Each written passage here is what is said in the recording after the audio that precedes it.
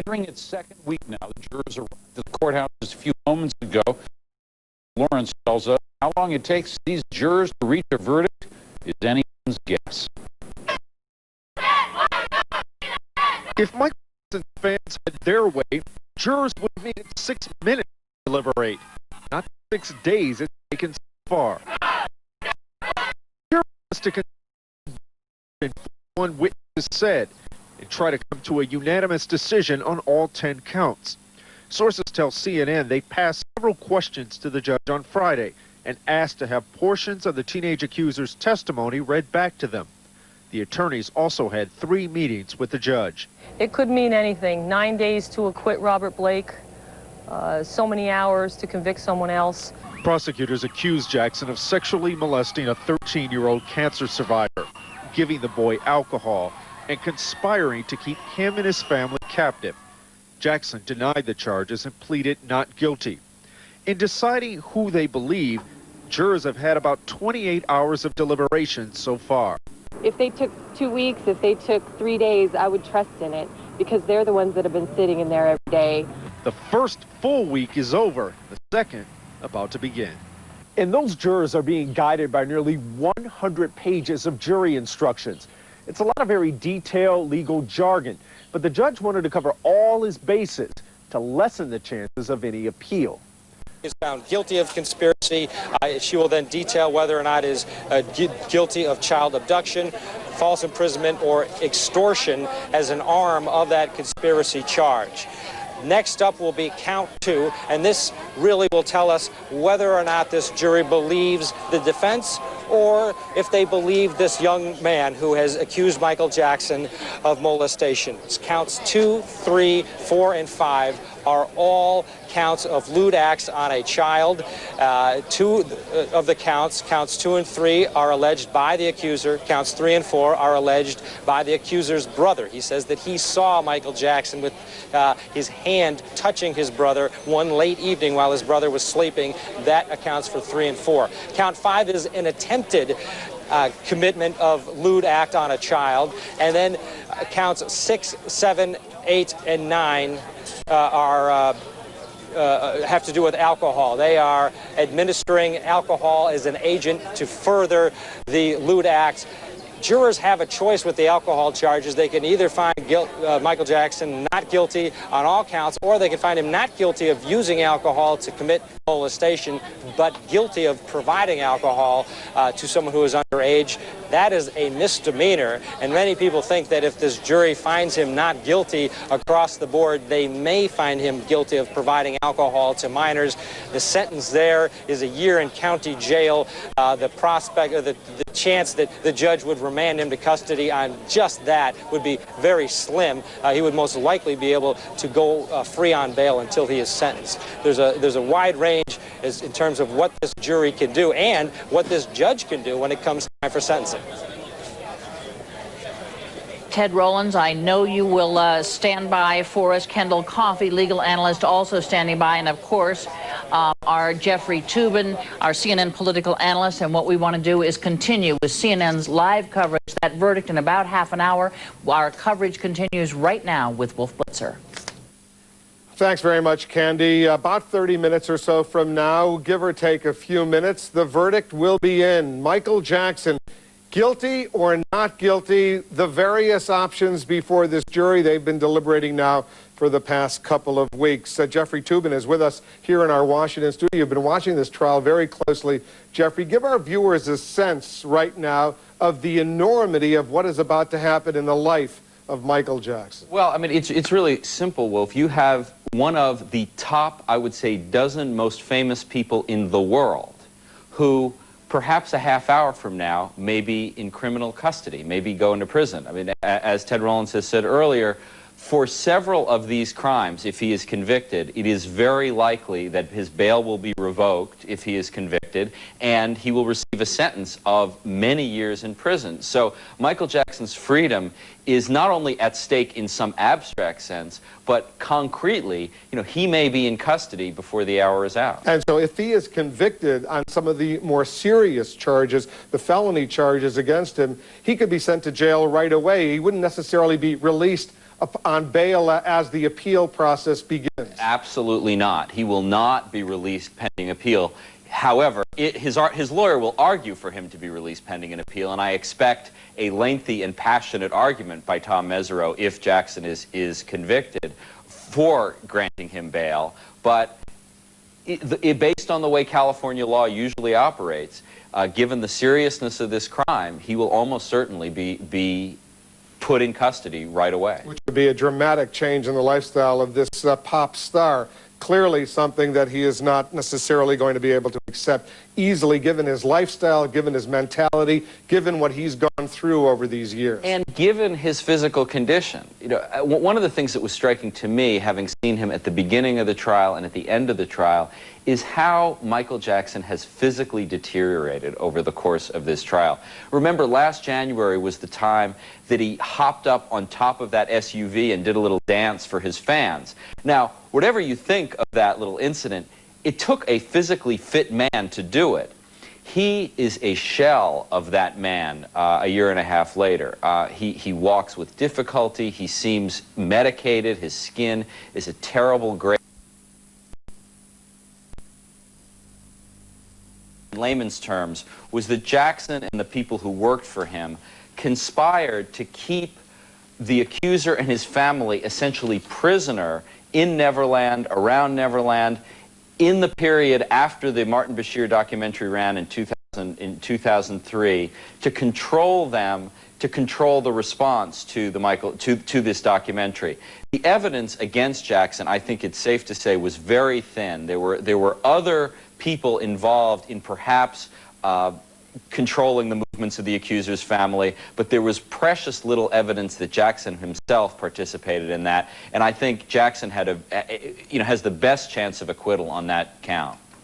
The counts 2 through 5 involved lewd and lascivious acts upon a minor under 14 years of age. Counts 2 through 5.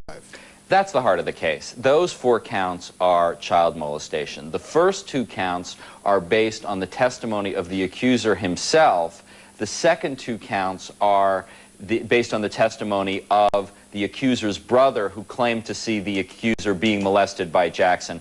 But child molestation, counts 2 through 5, that's the heart of the case. If he's convicted of those carry the likely longest prison sentences, and I think, that's Jackson's greatest jeopardy. We see the motorcade, some cars beginning to move. I think that's what we're seeing. The gates of Neverland Ranch have now opened. I suspect we're going to see some of those cars bringing Michael Jackson and his entourage from the Neverland Ranch, about 30 miles or so, to Santa Maria. That's where the courthouse is for the reading of the verdict in all of these counts. We'll see as this motorcade, I suspect, yeah, there it is. Those are the black SUVs. We assume Michael Jackson is inside one of those vehicles. They'll be driving out.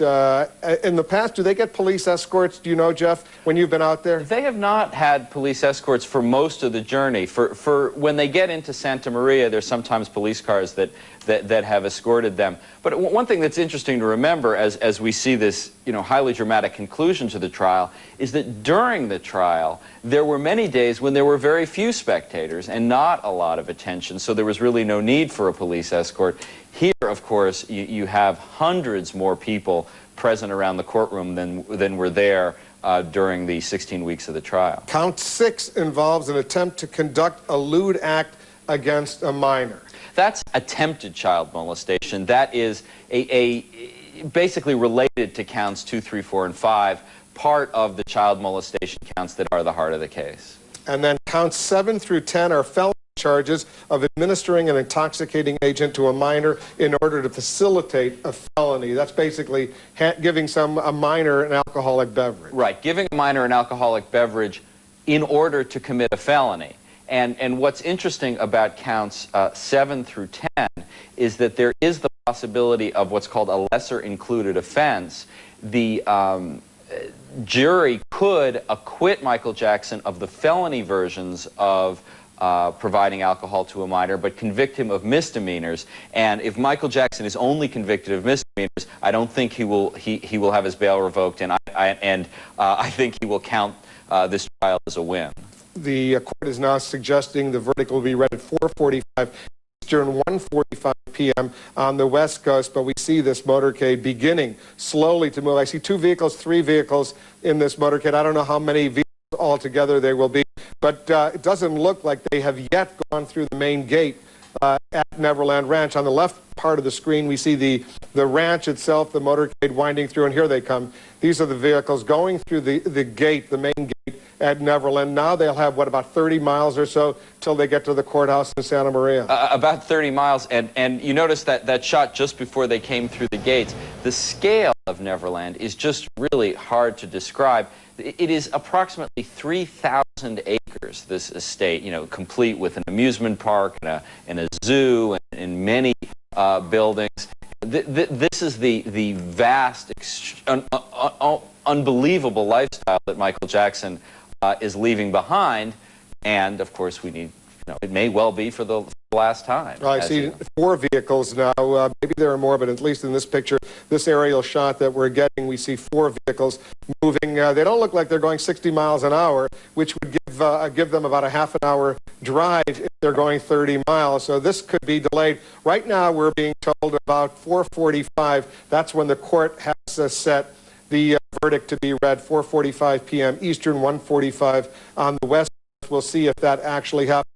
It looks like there are 4 vehicles that's being chased by a motorcycle at the very end of that motorcade. We don't know if that motorcycle is part of the formal motorcade that's taking Michael Jackson and his team to the courthouse, or that could be a paparazzi chasing them as well, having seen how they operate on the motorcycles over the years. That's very possible as well. As we take a look at this motorcade winding its way from Neverland, the Neverland Ranch, over to the courthouse, we have to get a sense of who is going to be joining Michael Jackson once that verdict is read. Jeffrey, you spent time inside that courtroom. Give us a little flavor. Besides his defense attorney, who else is going to be there? Well, you know, I don't know who will be there today. There has been sort of a rotating cast of family members. The people there most often are his mother and father. Catherine and Joe Jackson have been there often. 3 of his brothers, Randy, Tito, and Jermaine, have often been in court. So 4 of the 5 Jackson 5 have often been in court. His sister LaToya and his sister Janet have been in court occasionally. You know, more of them have been present in court for the big moments of the trial. So I suspect some or all of that group will be there today. Ted Rollins is outside the courthouse in Santa Maria. Ted, I suspect there must be an enormous amount of anticipation and excitement that has developed over this past half hour as we watch these live pictures of Michael Jackson's motor making its way from the Neverland Ranch to Santa Maria and the courthouse. Oh, clearly the fans that are gathered out here, Wolf, are in a sort of frenzy. They're chanting. And there's a bit of worrisome faces, too. You know, it's a big deal for them, of course, and a big deal for Michael Jackson. And you could feel the anticipation and the nervousness, if you will, too, surrounding the outside of this courthouse. Folks have been outside basically holding vigil since the jury got this case a week ago Friday, and they have been out here day and night through deliberations, waiting and chanting and taking turns leading the troops, and now this is it, and you can definitely feel it outside the courthouse. You know what, Michael Jackson has a lot of people that have vocally stood up and supported him. I noticed when we were showing the shots of the motorcade leaving Neverland Ranch, early on in the shot, you saw a string of employees that all lined up arm in arm as the 4 SUVs drove by near the main house heading towards the gate. One thing is for sure, they're not going to make it here by 1:30. The court has obviously changed the reading to 1:45.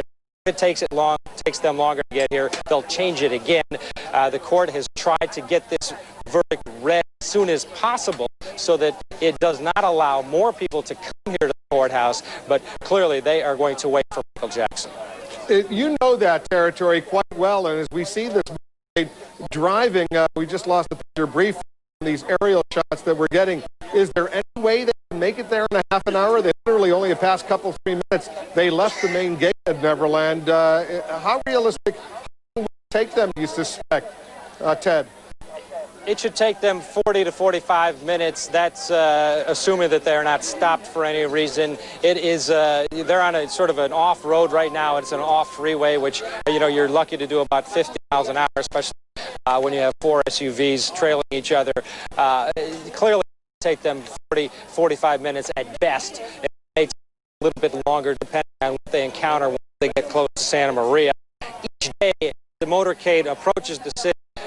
Group of motorcycle cops here in Santa Maria go meet the motorcade and escort them through traffic lights around the courthouse. They say they do it for security. I think mainly they do it for Santa Maria residents, not necessarily for Michael Jackson, so that they can get him in and out with as quickly as possible so he doesn't hold up traffic. So I think it'll take 45 minutes, and I think that the court knows that, and they will wait patiently for him to arrive. Do you know, Ted, if that lead vehicle, that white vehicle we're seeing in these pictures now, is a police car, or is it just an average person who's driving along on this 2-lane highway and just happens to be leading this Michael Jackson motorcade? I don't know, and clearly it could be either one. If it is law enforcement, it is an unmarked car. It could be a news organization, someone with a camera, or just a fan wanting to get in the middle of it. And it looks like they're leading the group at this point. No way of knowing until we get a ground shot of that vehicle. It looks like it's they're not moving very quickly either. I suspect if they're saying 4:45 Eastern, 1:45 Pacific, it'll probably go back to 5 o'clock Eastern, 2 o'clock on the West Coast. There you see the whole motorcade stopped as it's about to make a right turn. As it's about to make a right turn onto another highway heading towards Santa Maria. The motorcade continuing along this way. Makeup of the jury, Jeffrey Toobin. What, if anything, can we surmise from the makeup of the jury? Well, it's eight women and 4 men, largely middle class. No African Americans on the jury, which has drawn some notice. But Santa Barbara County has very few African Americans, so it's not all that unusual to have an all African, having no African Americans on the jury. One interesting thing about this jury was that even though there were, I believe, 6 or 8 alternates, throughout this long trial, not one juror left the jury, which certainly in my experience is very unusual. All of these jurors came every day. They obviously had a stake in the outcome, were very serious, were very meticulous about their work. Many of the jurors took extensive notes, filling several notebooks. But as for drawing any conclusion about the verdict from the makeup of the jury, that's more predicting than I'll be able to do. Ted, do you want to weigh in on the jury? Any thoughts that you've been speaking to a lot of legal analysts out there on the scene, the makeup of this jury and any inclinations they may or may not have? And one of the things that is very noticeable watching this jury is that they get along. They seem to joke around at the appropriate times. They're serious at the appropriate times.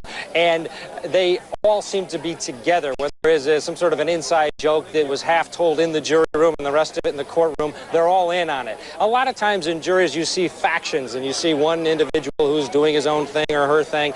Not in this case. It really, they seemed as though they were getting along, and I think that we'll find, if and when they talk about their experience, that was the case. And I'm sure it would have helped the deliberative process a great deal. Obviously, they have come to a verdict that is not a hung jury. We haven't seen any hints of any problems with this jury. And I think that was evident day in and day out, watching these men and women work together. And some of it was very, very tedious. Some of it very, very emotional. Through it all, they all seem to be one group.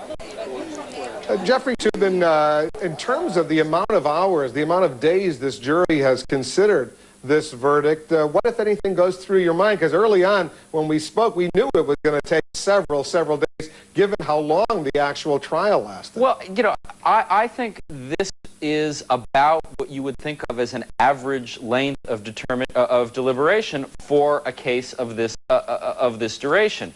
This was a complicated case involving lots of different charges, and one thing I think the Jackson camp was hoping was for an instant verdict. because given the complexity of this case, if they had come back after a day or even 2 days, that would have shown that they simply rejected the government's theory, because there is no way you could work your way through 16 weeks of testimony, 10 different charges in a day or two. Now, having gone on for about 6 days, it is enough time to go through all the evidence. This is sort of a reasonable amount of time, and I think that has got to be cause for concern in the Jackson camp, because there is enough time to have gone through all the evidence and said, there's enough here to convict him. And Ted Rowlands, as you well remember, since you were inside the courtroom for much of this, including the end of this trial, that videotape of the accuser, the young boy accusing Michael Jackson, that was a powerful way for the prosecution to end this case. Yes, it was, in that the jury got to hear the accuser and the accusations again. It had been months since the accuser took the stand. And when the prosecution was allowed by this judge to play this first interview that the accuser had with sheriff deputies, it brought it all back. It sort of washed out the conspiracy, which was a very difficult charge to try to prove. And it brought it back to, this is a case about a man who was accused of molesting a boy. That said, Thomas Mesereau, in his close, used that tape as well and encouraged jurors to go and watch the tape and look for inconsistencies in the tape, saying that the tape is exactly what you would expect if a young man was lying. And that is exactly the route that Mesereau took from the very beginning. He pulled no punches. He said, this family and this child is making it up. They're trying to extort Michael Jackson. So jurors could look at the tape both ways once they're in the jury room. That said, in the courtroom, yes, it was effective for the prosecution. Well, I was in the courtroom when Ron Zonen, the prosecutor, played that final videotape. And you know, the thing that hit me is that this was a trial with more than 100 witnesses, you know, 4 months long. But the simplicity of that closing was very effective and very powerful. Because what he said to the jury was, if you believe this boy, if you believe what this child is saying, or he was a child, he's not exactly a child now, he's 16, this case is over. All the jury needs to believe is one witness, and that was the witness that they closed with, and it was powerful stuff. Robert Shapiro, the famed criminal defense attorney who represented O.J. Simpson, and knows what is going through the minds of a criminal defense attorney in this particular case. What, about 30 minutes or so, we're estimating, Bob, before the verdict is read. Give us a little flavor of what must be going through the defense team's mind right now.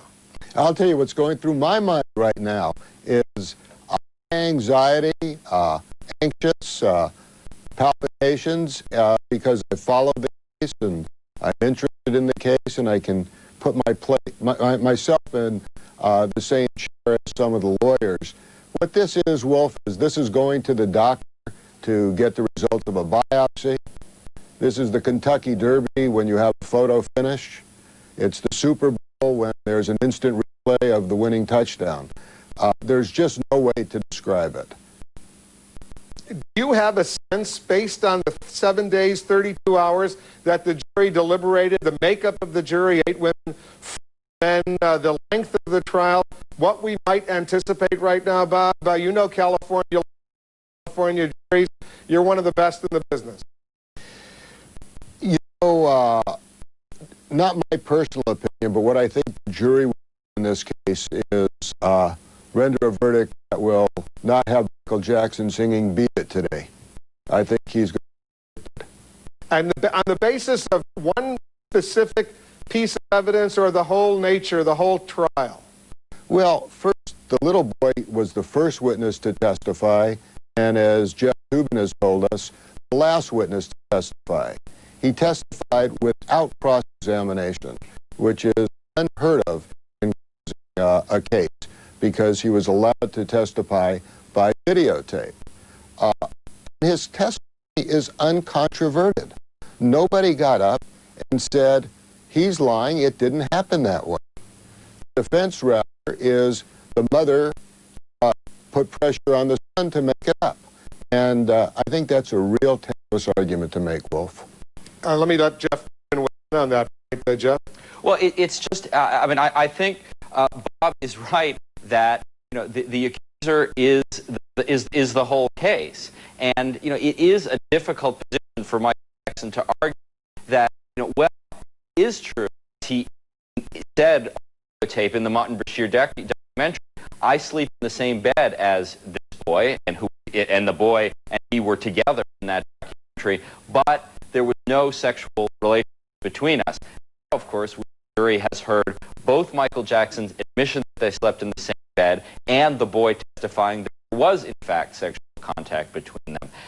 That's a tough charge to defend against, and if Michael Jackson is convicted, that's the reason he's going to be convicted. But Jeff, I want to bring Bob back in a second, but when you say that's the case right there, what about all the evidence that was brought in that the judge allowed to bring in of earlier accusations against Michael Jackson? Well, that's why this case will be vigorously argued on appeal if Michael Jackson is convicted, is because what Judge Melville did is he allowed the jury to hear about 5 prior allegations of child molestation that Michael Jackson was never criminally charged with, and 3 of those 5 boys who were allegedly the victims testified that it never happened. But the jury had this evidence put in front of it, and even though the courts have so far always upheld this provision of California law, Section 1108 of the Evidence Code, I think that's going to be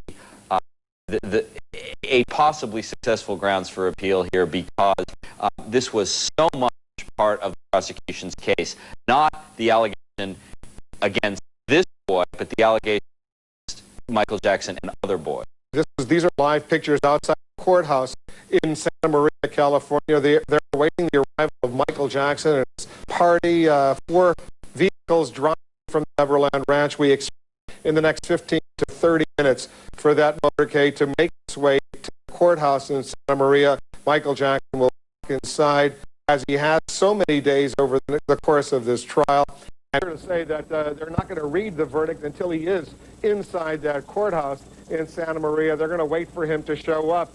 Clearly, that is that the prior acts have such a compelling weight with jurors. Wolf gave a lecture to California Judges Association about 6 weeks ago, and there was a poll of judges, and 36 judges had tried cases where prior acts were admitted. Of those 36, 35 resulted in convictions. As far as an appeal, you know, in my mind, the appellate lawyers, which I call the God forbid lawyers, are almost irrelevant in this case. If Michael Jackson is convicted, he's going to be in jail for 6 months to 2 years pending the appeal. And from my perspective, it seems that 1 day in jail for Michael Jackson will be more than he can manage. Well, on that point, Bob, since he is a physically sick individual and has been in the hospital on several days over the course of this trial alone, would the system allow some sort of hospitalization in lieu of actual jail time in order to accommodate his health? No, the judge, once he is remanded, the judge has absolutely no authority over the sheriff's department, who will be in charge of his welfare until the date of sentencing. And at the date of sentencing, if he's sentenced to county jail, it will then go back to the sheriff's department.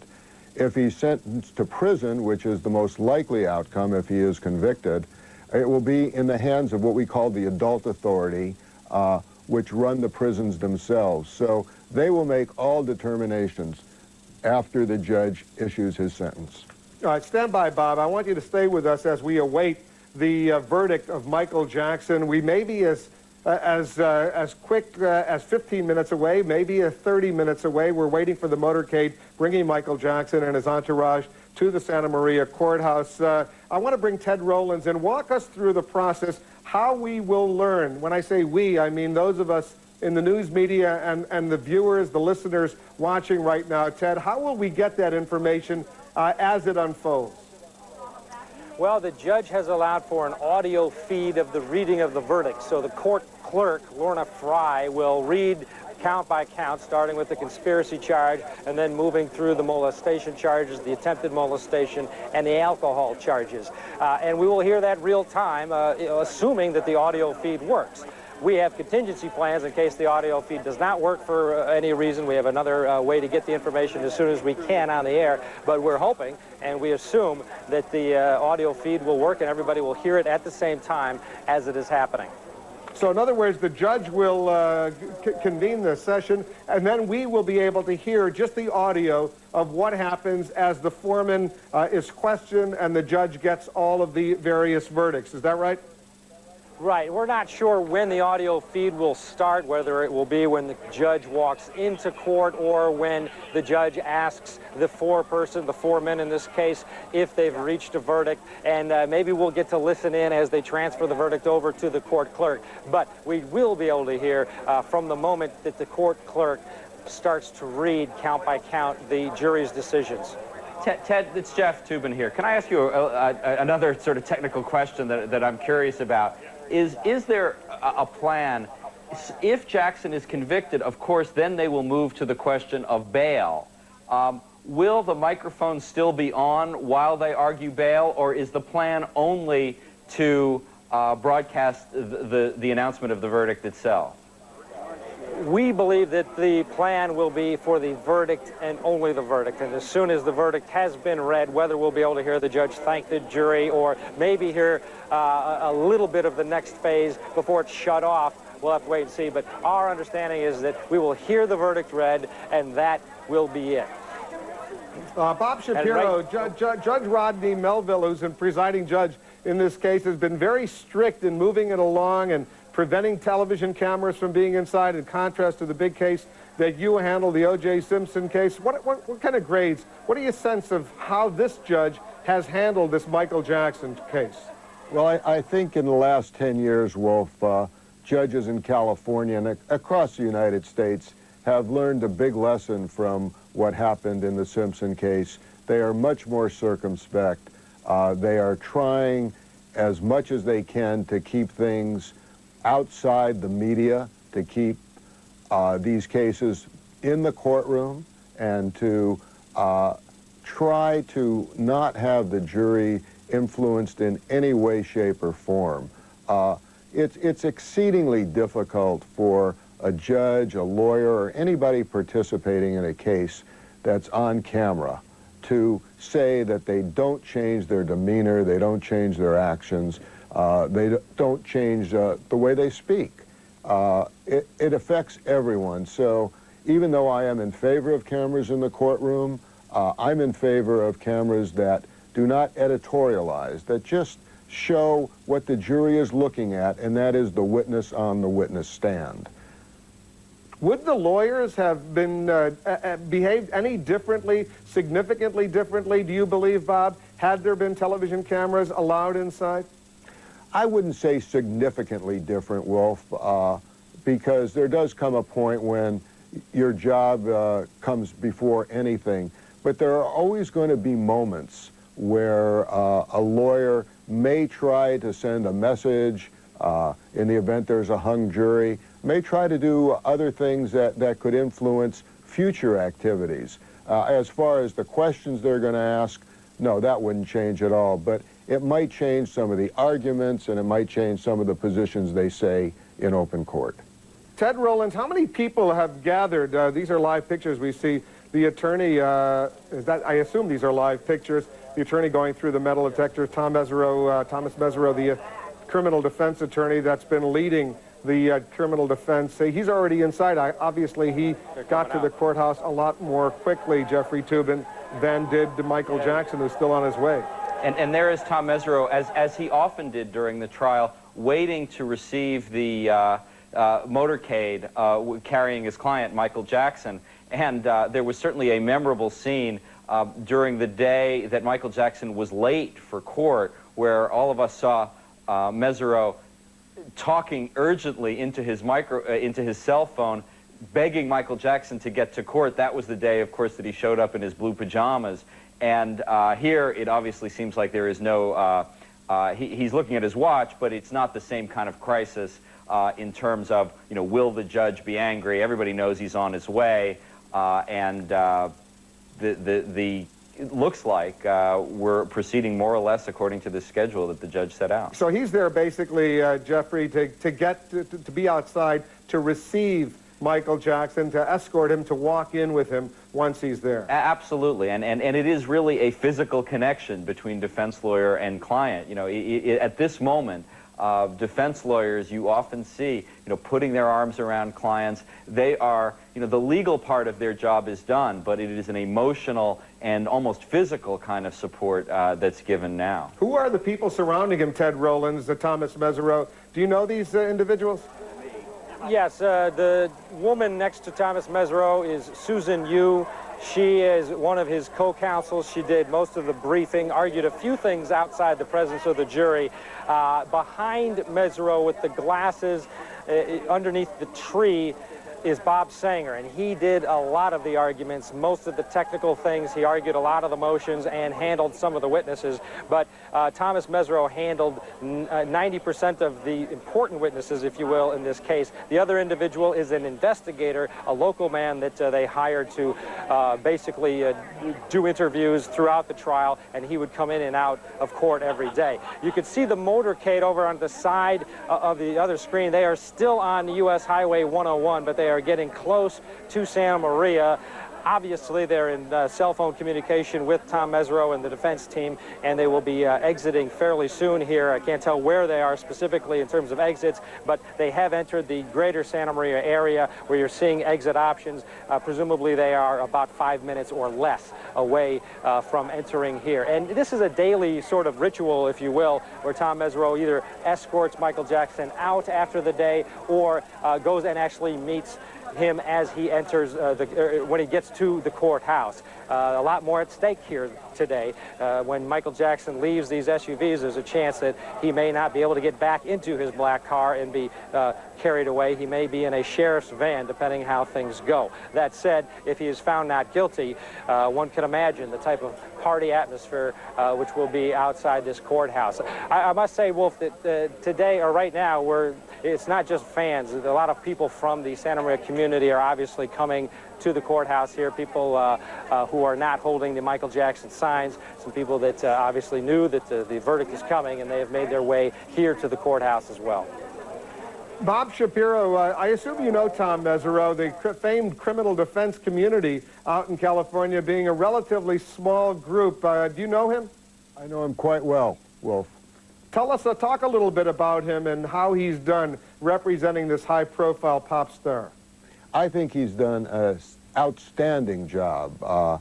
He is very, very accomplished. He's very smart. He is an expert cross-examiner, and Michael Jackson got the best defense that was available. The difficult thing for Tom in this case was that last witness on the videotape and the decision whether or not to have Michael Jackson take the witness stand. Even though that's the client's decision, usually the lawyers have dictate really what's going to happen. And in this case, he was really in a very, very difficult position because I know from previous experience where I have been on the other side suing Michael Jackson, and my partner Skip Miller actually tried a case in the same courthouse against Michael Jackson, that he is a very, very poor witness. And it would seem that if he did take the witness stand, that might just be the end of him on his own testimony. However, there's a big risk in not taking the witness stand. First, Mesereau told the jury they would hear from Michael Jackson. And in a case like this, we're all accustomed now to the television term, he said, or he said, she said. And in this case, it's only he said. And when he said at the opening statement, Thomas Mesereau, Bob, that the jury would hear from Michael Jackson, the implication was they would hear from him on the stand, but they did hear from him in that video, that documentary that they released, which I suppose he could have been referring to in his opening statement. Is that fair? I think that would be a nice way to put spin on it, Wolf. but I think when he made his opening statement, he made a commitment to the jury that they would hear Michael Jackson from the witness stand in that courtroom.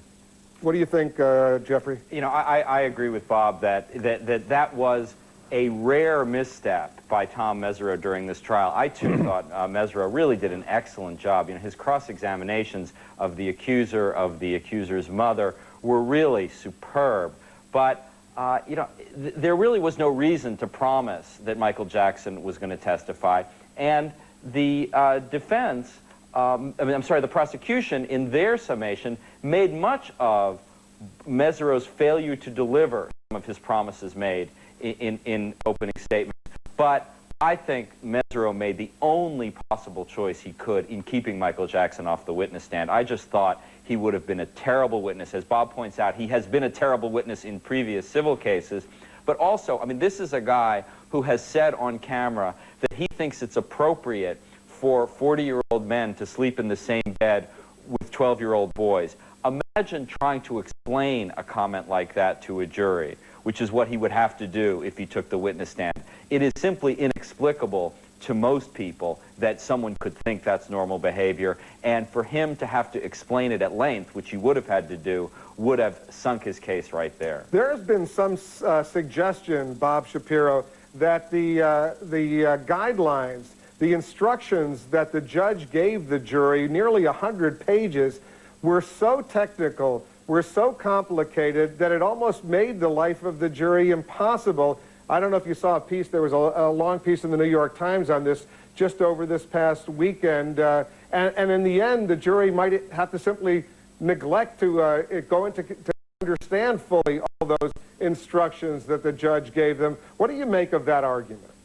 I think it's correct. The jury instructions in California are legal fictions. For example, the jury is instructed not to consider the fact that the defendant did not take the witness stand in the case. Jurors subconsciously are going to consider it, and in this case, as Jeff correctly pointed out, since it was mentioned in the opening statement, the prosecutors were allowed to tell the jury, well, you were told you were going to hear from Mr. Jackson, and you didn't. So that is going to be a very difficult instruction for the jury to adhere to. There's another... I'm sorry, go ahead, Bob. Jeff, I'm sorry. The second thing that I thought that is going to be very difficult for the jury is on the prior acts. The standard that the jury will consider is more likely than not a civil standard, whereas in the case in chief, it's a criminal standard, and it's very, very difficult to separate those two types of instructions. And the final thing is that I don't know anyone who can really articulate the definition of reasonable doubt. The argument that some have made, Jeffrey, is that those instructions that the judge gave were more to cover his own record, if you will, if there is an appeal, and it was written in sort of legal jargon as opposed to something that the average layperson sitting on that jury could really understand. Well, I mean, I think as Bob pointed out, that's more of a systemic failure in California and in the whole country. I mean, the whole subject of legal instructions is a very vexing one because they are not written in ways that normal people exchange thoughts and just talk. I mean, just to emphasize one thing Bob said, you know, the evidence about the five other allegations against him, part of the jury instructions is don't take that evidence as proof that he did it, but take it as showing whether he had a propensity to do it or not. Those are not normal ways of thinking. I mean, you either allow the evidence and let jurors to draw whatever conclusions they want, or you don't allow the evidence. But the instructions are merely confusing. And I think, you know, one of the values of these high-profile cases is they bring out problems in all cases. And one of the problems that jurors often speak about is that jury instructions are simply very hard to understand. And this case certainly showed why that's true. We see the motorcade now from this aerial shot stuck in a little traffic as it gets closer and closer to Santa Maria and the courthouse in California. We are presumably only moments away from the motorcade getting there, Michael Jackson walking out being received by Thomas Mesereau, his attorney, and the other criminal defense attorneys representing Michael Jackson. They'll walk into the courthouse, go through the metal detectors as they have during the 14 weeks of the trial, the testimony, the arguments. Our man on the scene from day one has been Ted Rowlands. He's, of course, there right now. Give us a little flavor. Are people showing up by the carloads, Ted? Oh, yeah, the crowd has gotten much larger over the past hour, as the judge in this case feared would happen. They wanted to get this verdict read as soon as possible. The motorcade right now is only about a block away. They're going to be making a left-hand turn here and then entering the courthouse area. So we're about a minute away, or less. They're going to turn here and then take a right into the courthouse. And they have 4 SUVs. Presumably a good portion of the Jackson family will be with Michael Jackson as he steps out and walks in to hear his fate. They're now just outside the courthouse, and the first van should be making its way in. You can see the Santa Maria police escort, which has been the case, not just today, but throughout the trial, bringing the Jackson motorcade to and from the courthouse. We see those SUVs making the way, winding up. They're about to stop, and we see Michael Jackson fans. Are there also Michael Jackson opponents who gather out there as well, or just his fans, Ted? On any given day, there are some vocal Michael Jackson opponents, but they are outnumbered 99% to 1%. As you see the first SUV pull up here and step out the bodyguards, and here comes Michael Jackson now. All right, you know what we're going to do, Ted? We're going to just listen a little bit, see if our microphones can pick up any of the sound, any of the exchanges. I don't know if that's possible, but we do see that ubiquitous umbrella going up to help protect Michael Jackson from the sun or presumably other aspects as he walks in. Let's just listen briefly if we could get some of the sound from what may be going on.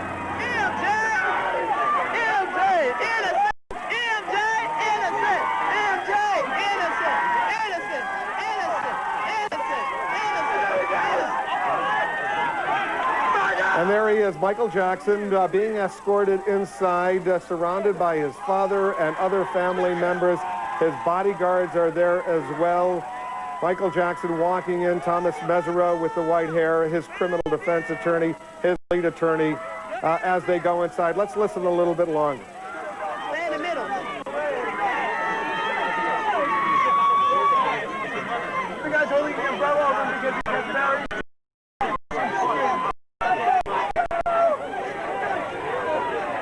Ted Rowlands, we've seen this happen on so many different occasions during the course of these 14 weeks of this trial. It's a lot different, though, today. Oh, yeah, and, you know, it may not seem that way.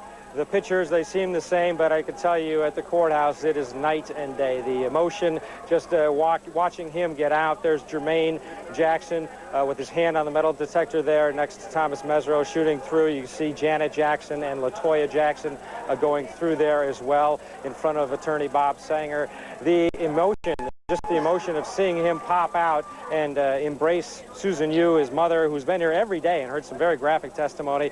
You could tell that there is a lot of emotion here, a lot at stake here. A lot of people didn't think Michael Jackson would show up. People thought that maybe he would flee the country. But here he is. He's here to find out which way this jury is going to decide whether or not he is guilty or innocent. There's Janet Jackson walking through the metal detector. There are a certain amount of seats inside the courtroom. Obviously, they've decided who will get which seats, and they are making their way in slowly but surely. Bob Shapiro, give us a little flavor of what's going through your mind as you watch all of this. And just to remind our viewers, we're only minutes away from the verdict in the Michael Jackson trial.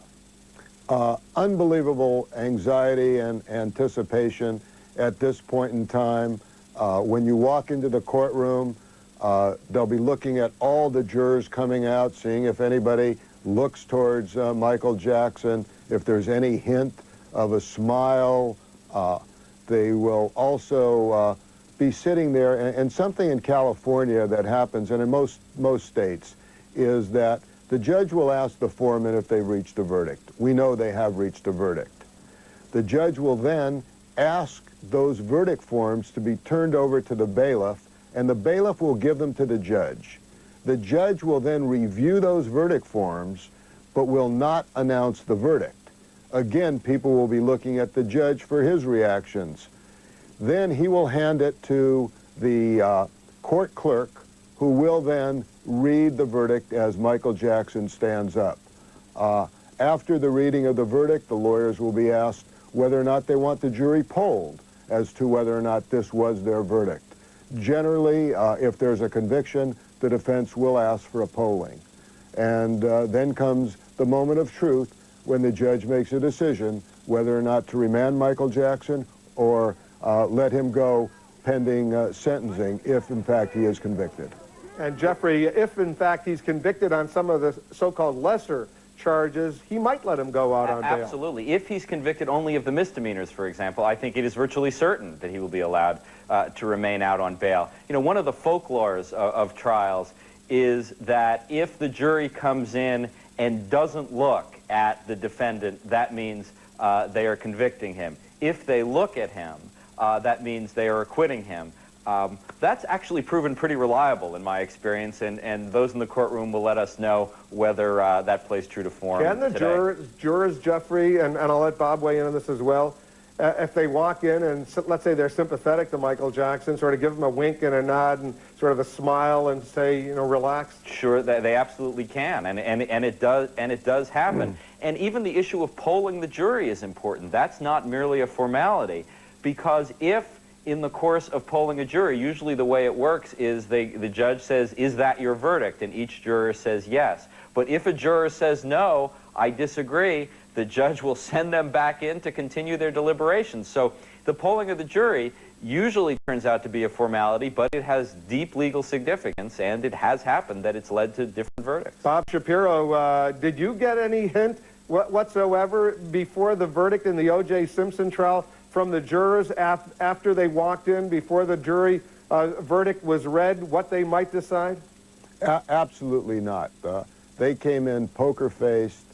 They knew that every action that they took was going to be reported worldwide. And I think this jury will do the exact same thing. I think they will walk in, they will look straight ahead, they will show no emotion whatsoever, and will act in a real professional way.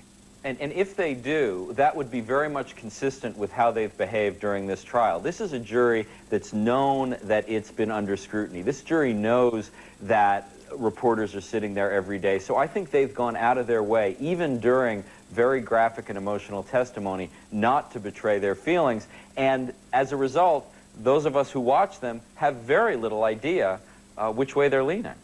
That's obviously clear right now. We have no idea what the verdict is going to be, and given the nature of the history of California juries, I think it would be ridiculous even to try to predict what that verdict is going to be. Ted Rowlands, we see all the family members of the Michael Jackson family walking in, the parents, the brothers, the sisters. It would seem to be, at least on the surface, a close-knit, loving family, although we know from all the articles that we've read and all the stories that we've heard, there has been some dysfunctional elements of this family going back many years.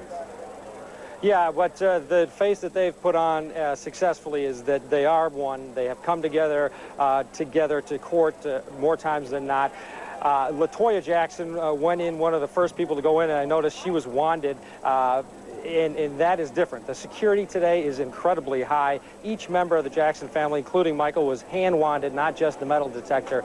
Obviously, a lot of tension, and security is a key aspect of all of this. And right now, there's a very calm sense of quiet outside the courthouse, where I could barely hear myself a few minutes ago. Now I can hear a pin drop for a block away. There is nobody talking. Everybody is waiting for this audio feed to kick in. And when that happens, we don't know. The jury obviously has to come in. That'll take a little bit of time, but any minute now, we expect that we'll start to hear that audio feed from inside the courtroom, and from there, we'll be able to see through the audio the picture of what's inside that courtroom. I can only imagine the tension level in there right now. Ted, are there loudspeakers out there? How are all those hundreds of people going to find out the verdict? Will it just have to be through radios and just the buzz, or will they hear directly themselves? They will be able to hear some off-air signals from the media, and I think that is why they're literally pressed up against this fence here, which you know very well, Jeffrey, lines the outside of the courthouse. They are all pressed up against it, whether or not somebody has an amplifier. Local TV is covering it, local radio, so I'm sure there are some transistor radios out there or other radios that they'll be able to hear from, so they will hear it. And right now there's a very eerie sense of calm and quiet outside this courthouse. It's hard to articulate, but literally they can hear my voice right now. It is so quiet, people waiting to hear this feed.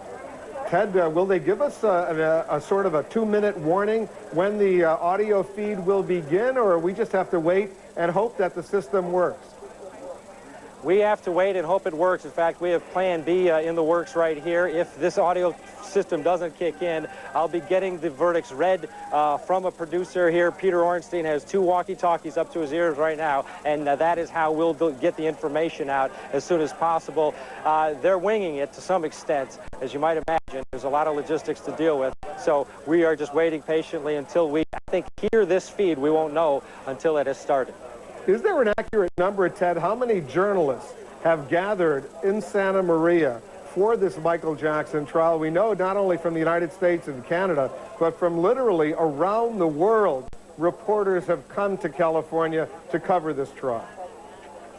Well, 32 countries are represented. More than 2,000 journalists were credentialed to cover this event. In terms of size, right now, we see the most we've seen in terms of journalists here, and they are literally from all around the world, and they have been here since this jury got it. They've been here sporadically throughout the trial, but the media is here in force, and the world right now is watching and hopefully listening to this verdict that we expect in any minute. This is a real clerk is now in the court. We understand the clerk is in the court, and 2 minutes, we've been told, till the jury comes in. 2 minutes until the jury comes in, and presumably 2 minutes until this audio feed begins from inside the courtroom. We'll be listening and we'll be watching. Certainly the anticipation building right now. It doesn't get much more exciting. If you've been watching this case, it's going to boil down in the next 2, 3, 4, 5 minutes. What happens, and Jeffrey Toobin, as we await this verdict right now, give us a thought. Well, just one of the, I covered the O.J. Simpson case, and one of the things that I notice is different between the two is, you know, there was greater interest in the United States in the Simpson case, but there really wasn't much international interest in the Simpson case. And what's been so striking about covering Michael Jackson is the degree of worldwide interest. I mean, you know, the CNN camera position there, you know, there have been German television, Japanese television, Mexican television in the next booth over. And, you know, in many respects, Michael Jackson is a greater star overseas than he is in his rather fading way within the United States. So it is no exaggeration to say, you know, the whole world is watching at this point. We're told the jury is coming in, Ted Rowlands. The members of the jury, 8 women and 4 men. They've been sitting over these past 14 weeks. Within a minute or so, they should be walking in, and shortly thereafter, we presumably will hear the voice of Judge Rodney Melville give us some of the preparations for the actual reading of these the verdicts, 10 specific counts against Michael Jackson, some more serious clearly than others, but all of them very serious to begin with. Ted, walk us through this process that's about to happen for viewers who are just tuning in right now at the top of the hour. It's 5 p.m. on the East Coast, 2 p.m. on the West Coast. Well, the judge will walk into the courtroom, all will rise as is typical, and once court is in session, presumably the judge will say, have you reached a verdict? And the answer from the foreperson, number 2, a Hispanic male, will say, yes, we have, Your Honor. At that moment, the verdict forms will be handed over via bailiff to Lorna Fry, and this is the clerk who sits on the left side of the judge. The jury's on the right. And then she will begin with count 1, the conspiracy count, then go through the alleged molestation counts, the lewd acts on a child, the attempted lewd acts, and then the final 4 will be the alcohol counts. Count 2 will be the molestation as alleged by the victim. Whether he's guilty or not guilty on the conspiracy, that will be the big one if he is found guilty on count 2.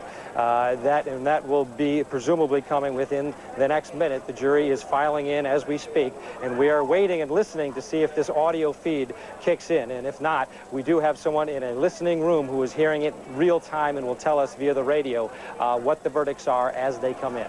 And just to review, Jeffrey Toobin, count 1 is conspiracy to commit child abduction, false imprisonment, and extortion. Once that verdict is reached, as announced on count 1, I presume we will get a pretty good sense which direction this jury is heading. The big one to listen for is count 2. Count 2 is probably the strongest molestation count, and if he's convicted of that, you know, that changes Michael Jackson's life forever, and that is the count that will keep him in prison for quite a few years. So we'll be listening to 1 and 2, all of these 10 verdicts, and they will go through, Ted, one by one, all of the verdicts, and then they will poll the jurors after that. Is that how it works?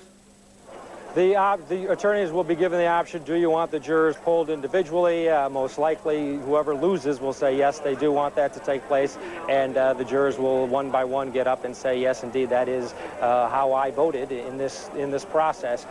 On the last 4 alcohol charges, they also have a lesser to consider. They could find him not guilty of providing alcohol to molest, but guilty of providing alcohol, which is a misdemeanor charge, meaning Jackson would most likely still be out on bail. Okay. Jury is coming in. I'm being told the jury is now coming in. The judge wanted the alternates to be here as well, 4 men and 4 women that sat through the trial. The alternates are coming in with the 12 panelists, and presumably now within the minute we should start to hear this audio feed from inside the courtroom. Jeffrey, these 8 women and 4 men, the jury and the alternates, there was 1 black alternate, but no blacks on the jury. Did anyone make a big issue out of the fact that there were no blacks on the jury? Well, Jesse Jackson, who's been a sometime spokesman for Michael Jackson, has raised that issue. Interestingly, you know, if 1 juror had left, the African-American alternate, I believe, was alternate number 1, so he would have joined the jury, but no jurors left, so it is a jury without any African-Americans. In this area, that is not all that unusual. This is less than 2% African-American, this part of Santa Barbara County. This is a city of 70,000 people. Very few African-Americans live there. Many Hispanics live there, but not many African-Americans. So it is not all that out of the ordinary to have a jury without African-Americans. Is there a heavy police presence, more robust, shall we say, Ted, today than has been the case over these many weeks of this trial? Wolf, I've just been told the jury is seated, and they are now awaiting for Judge Rodney Melville to enter the courtroom. And at that moment, we should be able to hear this audio feed coming through. The jury, again, is seated, now waiting for the judge to walk into the courtroom to start the proceedings. All right, we will await, and hopefully that audio signal will work. We'll be able to hear the voice from Judge Rodney Melville give the last bit of instruction as the jury verdict is read to us, to the entire world, all those people who are watching and listening right now. I was asking if the police presence today, Ted, is a lot heavier than it is on a normal day of this trial. Judge is on the bench. Wolf, the judge is on the bench. All right. The judge is on the bench, and we are now waiting for this feed. If it doesn't come through, we have somebody who's monitoring this, and they're telling us via radio the judge is on the bench, and the feed should be coming at any minute. I just heard something in my ear click. I'm assuming that that may be the beginning of this audio feed. Well, we're letting our viewers know exactly what we know, and hopefully they will get the audio feed exactly as we get it. And we're not getting it yet, so maybe the court has not yet flipped that switch so that we can hear the voice of the judge. Ted, tell us what your producers on the scene are telling you. I got it. Oh. They are telling us that the judge is on the bench. He's got a radio, and the verdict has now been handed to the judge. The judge will look over the verdict forms and make sure that everything is in order, and then the judge will hand the verdict forms to his left so that they can be read by the court clerk, Lorna Fry, who sits directly to the judge's left, as you're looking, facing him from the courtroom. We have been told that the judge has the verdicts in hand and is looking them over right now, but obviously we are not hearing the audio feed coming from inside the courtroom. However, we will get the verdicts as they are read via two-way radio, and I will pass along the verdicts one by one with each count as we get them over the radio. All right, we're going to stand by, and hopefully within the next few seconds, we'll begin to hear the voice of the clerk and or the judge as the verdicts in the Michael Jackson trial are read inside this courthouse in Santa Maria, California. These are crowds that have gathered outside the courthouse getting ready. They're anxious to hear as well whether or not Michael Jackson will be convicted or acquitted in this child molestation trial. It's been 14 weeks in the making. The jury has met for 7 days, 32 hours if you're counting, of actual deliberation before reaching the verdict. About 95 or so minutes ago, when we received word from the court that the jury has reached a verdict and would be announced within 60 minutes, but it's actually taken a little bit more than an hour and a half. Given the long ride from Neverland to the courthouse, it took a little bit longer than presumably the judge had wanted, but all is well that ends well in this particular regard, not necessarily, Jeffrey Toobin, a big deal that it's 30 minutes later than the judge may have wanted. This has actually worked fairly smoothly in terms of getting them there, but so far the audio system, at least, it either hasn't been turned on or it's not working. Any new word you're getting yet on what's going on, Ted? No, Wolf, I'm looking at Peter Ornstein, our producer. He has both radios pressed up against his ear, waiting for an update. There are 10 separate counts, so there are a lot of forms that the judge will have to look through before he hands them over to the clerk. Presumably, the judge is still checking those out. Again, I just heard an attempt, it sounded like, for the audio feed to kick in. However, nothing at this point. We're still waiting. Word. What's that? Judge is still reading the verdicts. I'm being told the judge is still reading over the verdict forms, and the courtroom, I'm being told, is absolutely silent, which pretty much mirrors what's happening outside the courthouse. It is absolutely silent out here as everybody waits for word to see which way this jury has decided in terms of Michael Jackson's fate. The judge will, when he's finished looking at these verdicts, hand them to the clerk, and at that point we'll either get the feed or we will pass it along to you via the radio, real time. We have somebody who has a visual and has audio from a feed room, which is around the backside of the courthouse, and that individual will pass it along to us over the radio, if need be. How extraordinary, Jeffrey, is the way this Judge Rodney Melville, has orchestrated the release of the information and the verdict. How unusual is this, what we're seeing? Obviously, this is a high-profile celebrity case, but still. I've never seen a judge allow a partial audio broadcast. I mean, this is without precedent. It was designed to avoid the confusion that we had in the Martha Stewart case, where there was no audio feed, and people came running out of the courtroom with signals that some were right, some were wrong. The idea is give everyone the information at the same time, avoid that confusion, and we'll see if it works. Bob Shapiro, if you're still awaiting, still can hear us, Bob Shapiro, the criminal defense attorney who represented O.J. Simpson in his trial 10 years ago, how extraordinary is this procedure that Judge Melville has worked out? It's totally unique, and as Jeff pointed out, in these high-profile cases, one thing you always hear, and that is from the prosecutors, that the cases aren't going to be tried any differently, and the judges would like you to have that same impression. Nothing could be further from the truth. These cases have their own unique attributes. Everybody views them differently, and I think the judge has made a good decision here in releasing the verdicts. I actually would have preferred to have those verdicts read with a camera in the courtroom on the clerk. We could assume, Bob Shapiro, correct me if I'm wrong, there's no hung jury. They've reached a verdict on all 10 counts. It's not we can assume, we know. They have announced that they have reached a verdict. They buzzed the judge, and they have one buzz if they have a verdict, two buzzes if they have a question. So clearly, if the reports have been accurate, There was one buzz, and a verdict will be read on each and every count. One thing that was very unusual about this jury deliberation is that the questions that the jury had, and there were some questions, and the readbacks that took place were not released to the public. And I think, frankly, that's a very disturbing development for those of us who believe in public trials. And this is the first trial I have ever heard of where jury questions were not released to the public. Would they be released after the verdicts are announced? Perhaps, presumably, but since they've never not been released before, I don't know what procedure the judge plans to use. But, I mean, again, I think it's an example of how these high-profile trials develop their own codes, their own laws, and judges have been moving more and more towards restricting them. You've tried a lot of cases in California. How extraordinary is this, the fact that we were not told what the questions were, Bob Shapiro? Yeah, it's not, I don't find it that extraordinary at all. Generally, what happens is when the jury has a question, the judge calls both lawyers in, and they read the question. And it may be, can you give us a better definition?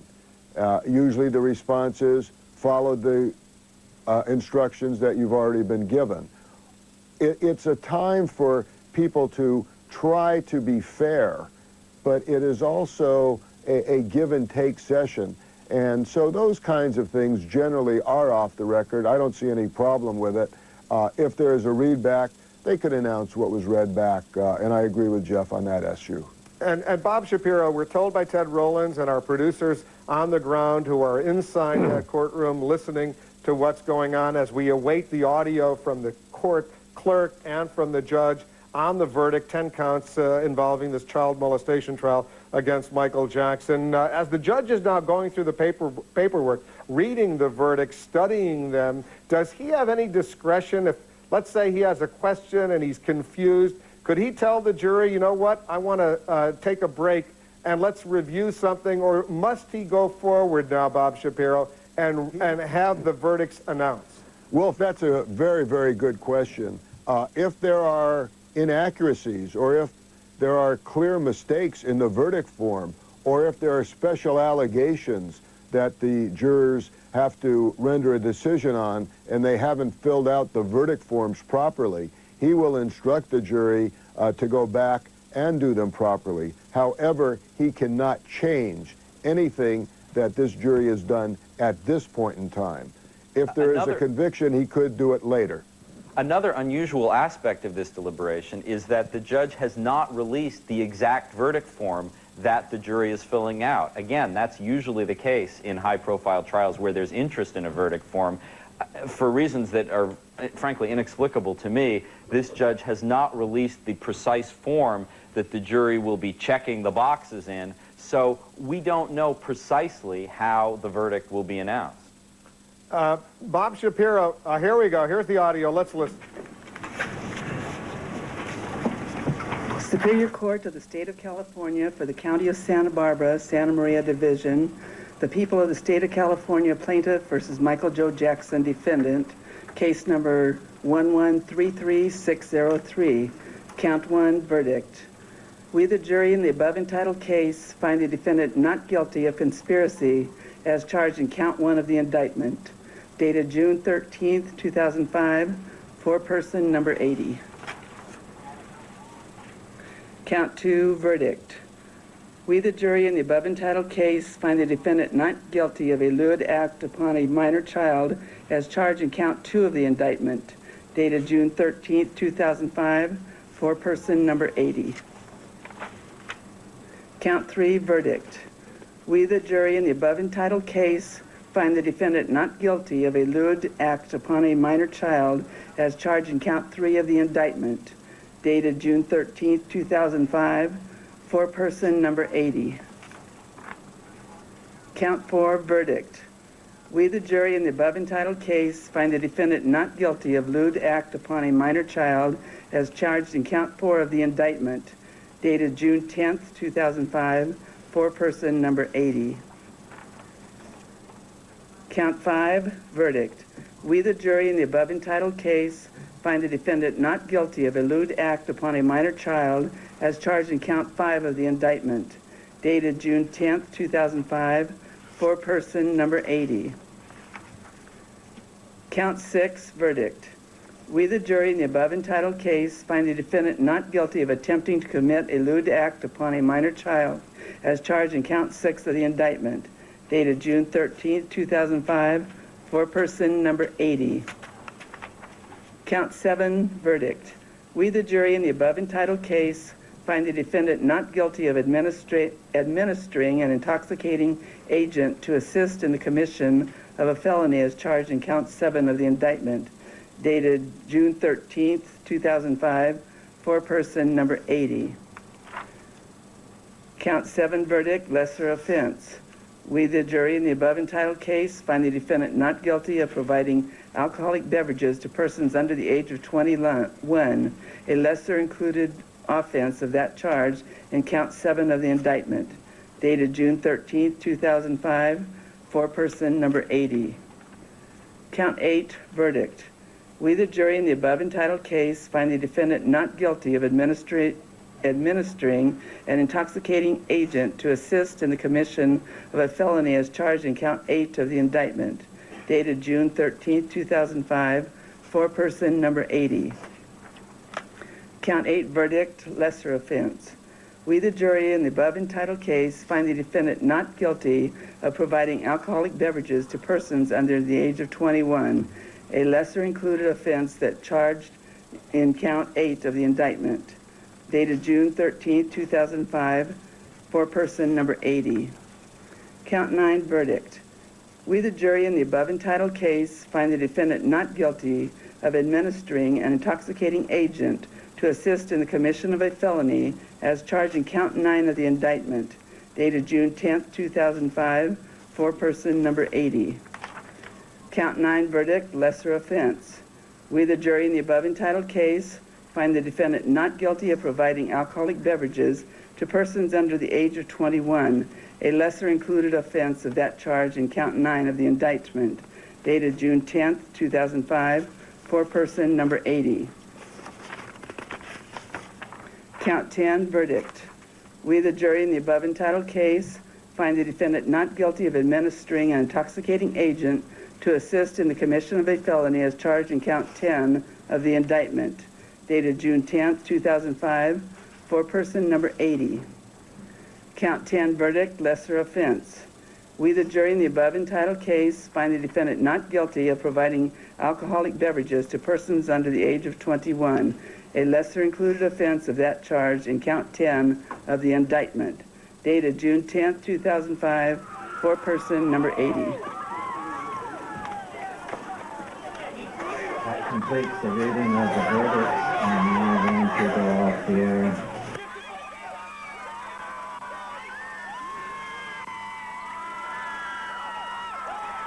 And there it is, all 10 counts, not guilty on all 10 counts. Michael Jackson will be walking out of this courtroom a free man, not guilty on the more serious charges, the lesser charges, administering alcohol, a misdemeanor, a slam dunk against the prosecution. Jeffrey Toobin, I think it's fair to say a lot of people are going to be very, very surprised. A lot of people are going to be surprised, and you don't need a law degree to understand this verdict. It is an absolute and complete victory for Michael Jackson, utter humiliation and defeat for Thomas Sneddon, the district attorney, who has been pursuing Michael Jackson for more than a decade, who brought a case that was not, it was not one that this jury bought at all. And this one's over. We said before the verdict that California juries are unpredictable, Bob Shapiro. In this particular case, a lot of people thought Michael Jackson would be convicted at least on the misdemeanors. A lot of people thought he'd be convicted on the more serious felony counts, the sexual assault, if you will. Give us your immediate reaction. Well, first, the jury did not come up with a compromise verdict, which a lot of people would suspect if they just wanted to give the prosecution something. The jury clearly has told the prosecution this was a case you probably should not have brought. The little boy's credibility was probably non-existent to this jury, coupled with the mother who offered testimony that bordered on the bizarre.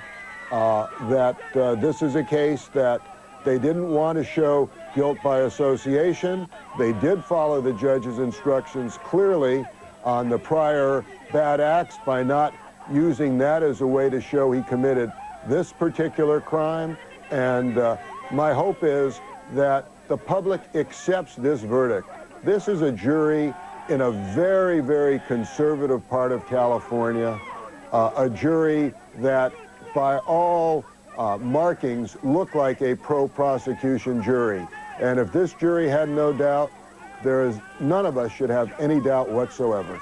You personally, though, are pretty surprised, Bob Shapiro. You thought this was perhaps going to go the other way. I certainly did. And I didn't think Michael would be singing Beat It. Now he's going to be doing the moonwalk. He's not only going to be doing the moonwalk, he's going to be coming out. He might jump on top. All of a sudden, his health, I suspect, Jeffrey Toobin, is going to get a lot better very, very quickly. Ted Rowlands, let's bring you in. You've been covering this trial from day one. We see a lot of people cheering, a lot of happy Jackson fans out there. Set the scene for us. Well, when the first verdict was read, they cheered, then immediately they quieted down to hear the next, and it went through all 10. Clearly now, it's pandemonium out here among the crowd members. They are jubilant. Inside the courtroom, we understand from our producer, Michael Jackson dabbed his eyes with Kleenex during the reading of the verdict, and now you can see the SUVs are pulling up, and Michael Jackson will be getting inside one of those vehicles and heading to wherever he wants. He is not guilty and has to answer to nobody. He has been found unanimously not guilty by this jury, and this crowd that is gathered outside could not be more pleased. 90% of them Jackson supporters. Are there arrangements? Is there a microphone set up outside the courthouse there where you are, Ted Rowlands, for if Michael Jackson wants to make a statement to his fans, if his attorneys want to speak, if the prosecution wants to speak, or if the jury wants to speak? We're standing by for all of that if it happens. What's the arrangement that's been worked out? We have been given permission from the court to set up interview rooms inside the courthouse for defense lawyers, prosecutors, Michael Jackson, and jury members. It will be up to those individuals whether or not they want to make a statement. We were told that Michael Jackson would be at least reading a statement. We have to wait to see whether or not that comes to fruition. The vans are out here. He could leave at any minute. We will not be able to stick a microphone out to get any audio from Jackson, impromptu audio, as he's leaving, because sheriff deputies have lined the space between the media and the vans. We will not most definitely be able to get to Michael Jackson. Security is extremely high here, but we do expect a statement from Michael Jackson in this prearranged scenario. Whether or not he's up to it or wants to do it at this time, we'll have to wait here and see, but everything is in place for all of the parties to make statements now here in the next few minutes. What are you hearing from our producers inside? Ted Rowlands, what's happening right now? And just to recap, for viewers who may just be tuning in, not guilty, all 10 counts against Michael Jackson, a clear and decisive unanimous win for Michael Jackson against these charges. What's happening inside the courtroom right now? What we've been told as far as inside the courtroom is only that Michael Jackson dabbed his eyes. We have not gotten another update since then. The judge is now addressing the jurors, thanking them for their service. He has not adjourned court yet, so all of the parties are still inside court, listening to Judge Rodney Melville basically button up this case, thank jurors for their service, and then allow everybody to go their separate ways. So right now, the judge still holding court, saying goodbye to all of the parties inside the courtroom. All right, Ted, I'm going to ask you to get some more information, what's happening inside. Let me bring Jeffrey Toobin, our senior legal analyst, back into this. This is clearly everything that Michael Jackson, Thomas Mesereau's attorney, all of the family members, the fans, wanted plus. Absolutely. And you know, I think a lot of people watching this verdict, especially people who didn't follow the trial very closely, will be tempted to say, look, another crazy California jury acquitting an obviously guilty person. Many people regard that as happening in O.J. Simpson, Robert Blake last year. whatever you think of those other verdicts, this was a very different case. This was a questionable case. This was a difficult case for the prosecution. I think one issue that the prosecution will really have difficulty answering is why did they bring that count 1? Because the count 1 was a very weak count in and of itself, but it also allowed the defense to put forth the conspiracy theory that the jury obviously believed, that this case was orchestrated by the accuser's mother, that the mother put the son up to lying about what happened. If these prosecutors had not charged that conspiracy, the mother wouldn't even have been a witness in this case, and it would have just been the accuser testifying, and I think the prosecutors would have had a lot better chance of winning. What happens now, Bob Shapiro? Does Michael Jackson and his attorneys, can they take legal action against the accuser's mother, the accuser's supporters right now for if they decide they want to keep this issue going? No, they are finished.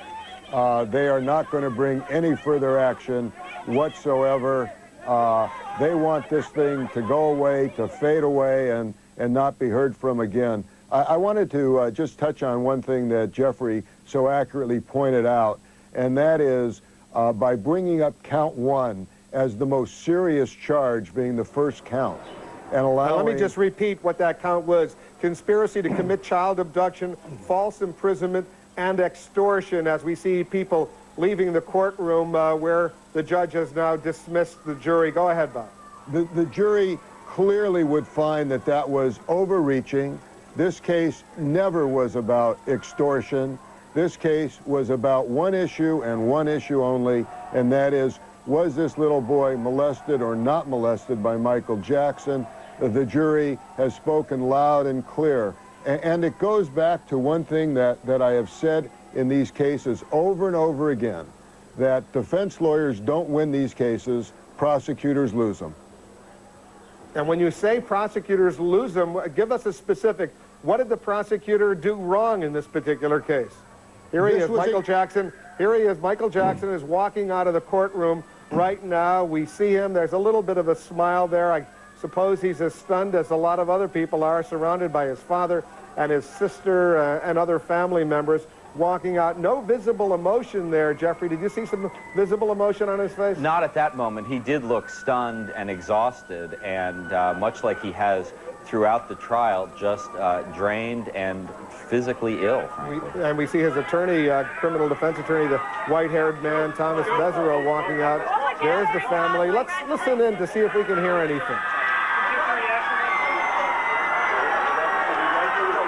Mr. Mesereau.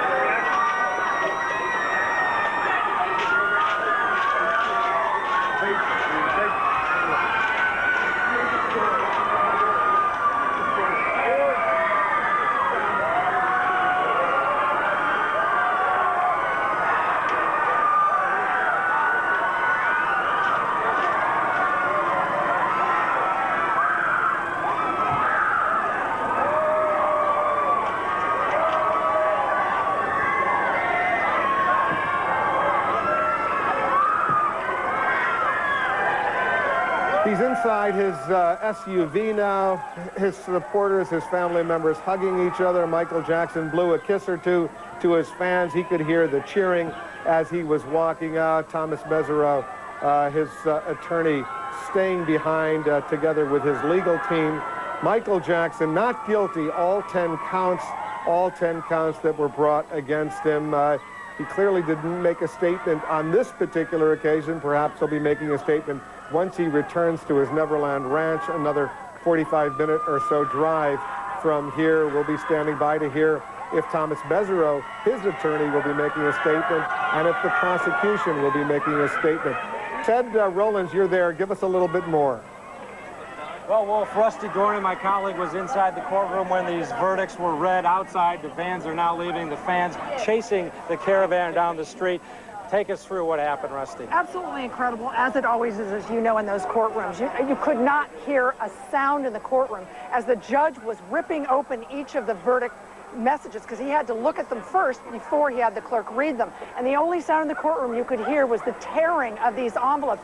Meantime, I was sitting just behind the family, behind Catherine and Joe Jackson and Tito, and then in front of them, LaToya, his sister, and Randy, his brother.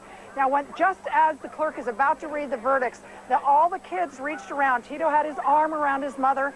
LaToya reached her hand around. They all were touching Catherine Jackson, Michael's mother.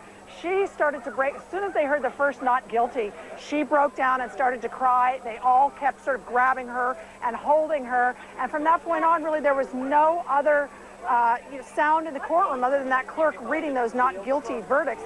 Now, Michael Jackson, you could not see his expression. He appeared very somber, but at the end, he did turn. He hugged his attorney, Robert Sanger, then, of course, also hugged Thomas Mesereau, but it still appeared very somber. As you can see, when he was leaving, he was blowing kisses to the fans and that sort of thing. But absolutely incredible moment in the courtroom, and of course for his family, you know, and for him, for what they've been going through for the past few months. Walking out, the family did not, by any stretch of the imagination, raise their hands up. There wasn't a sense of jubilation. Was there any of that, any celebration in court? There was no celebration. And of course, the judge cautioned everyone in the beginning, because the public is in the courtroom as well, do not show any signs of either unhappiness or jubilation with those verdicts.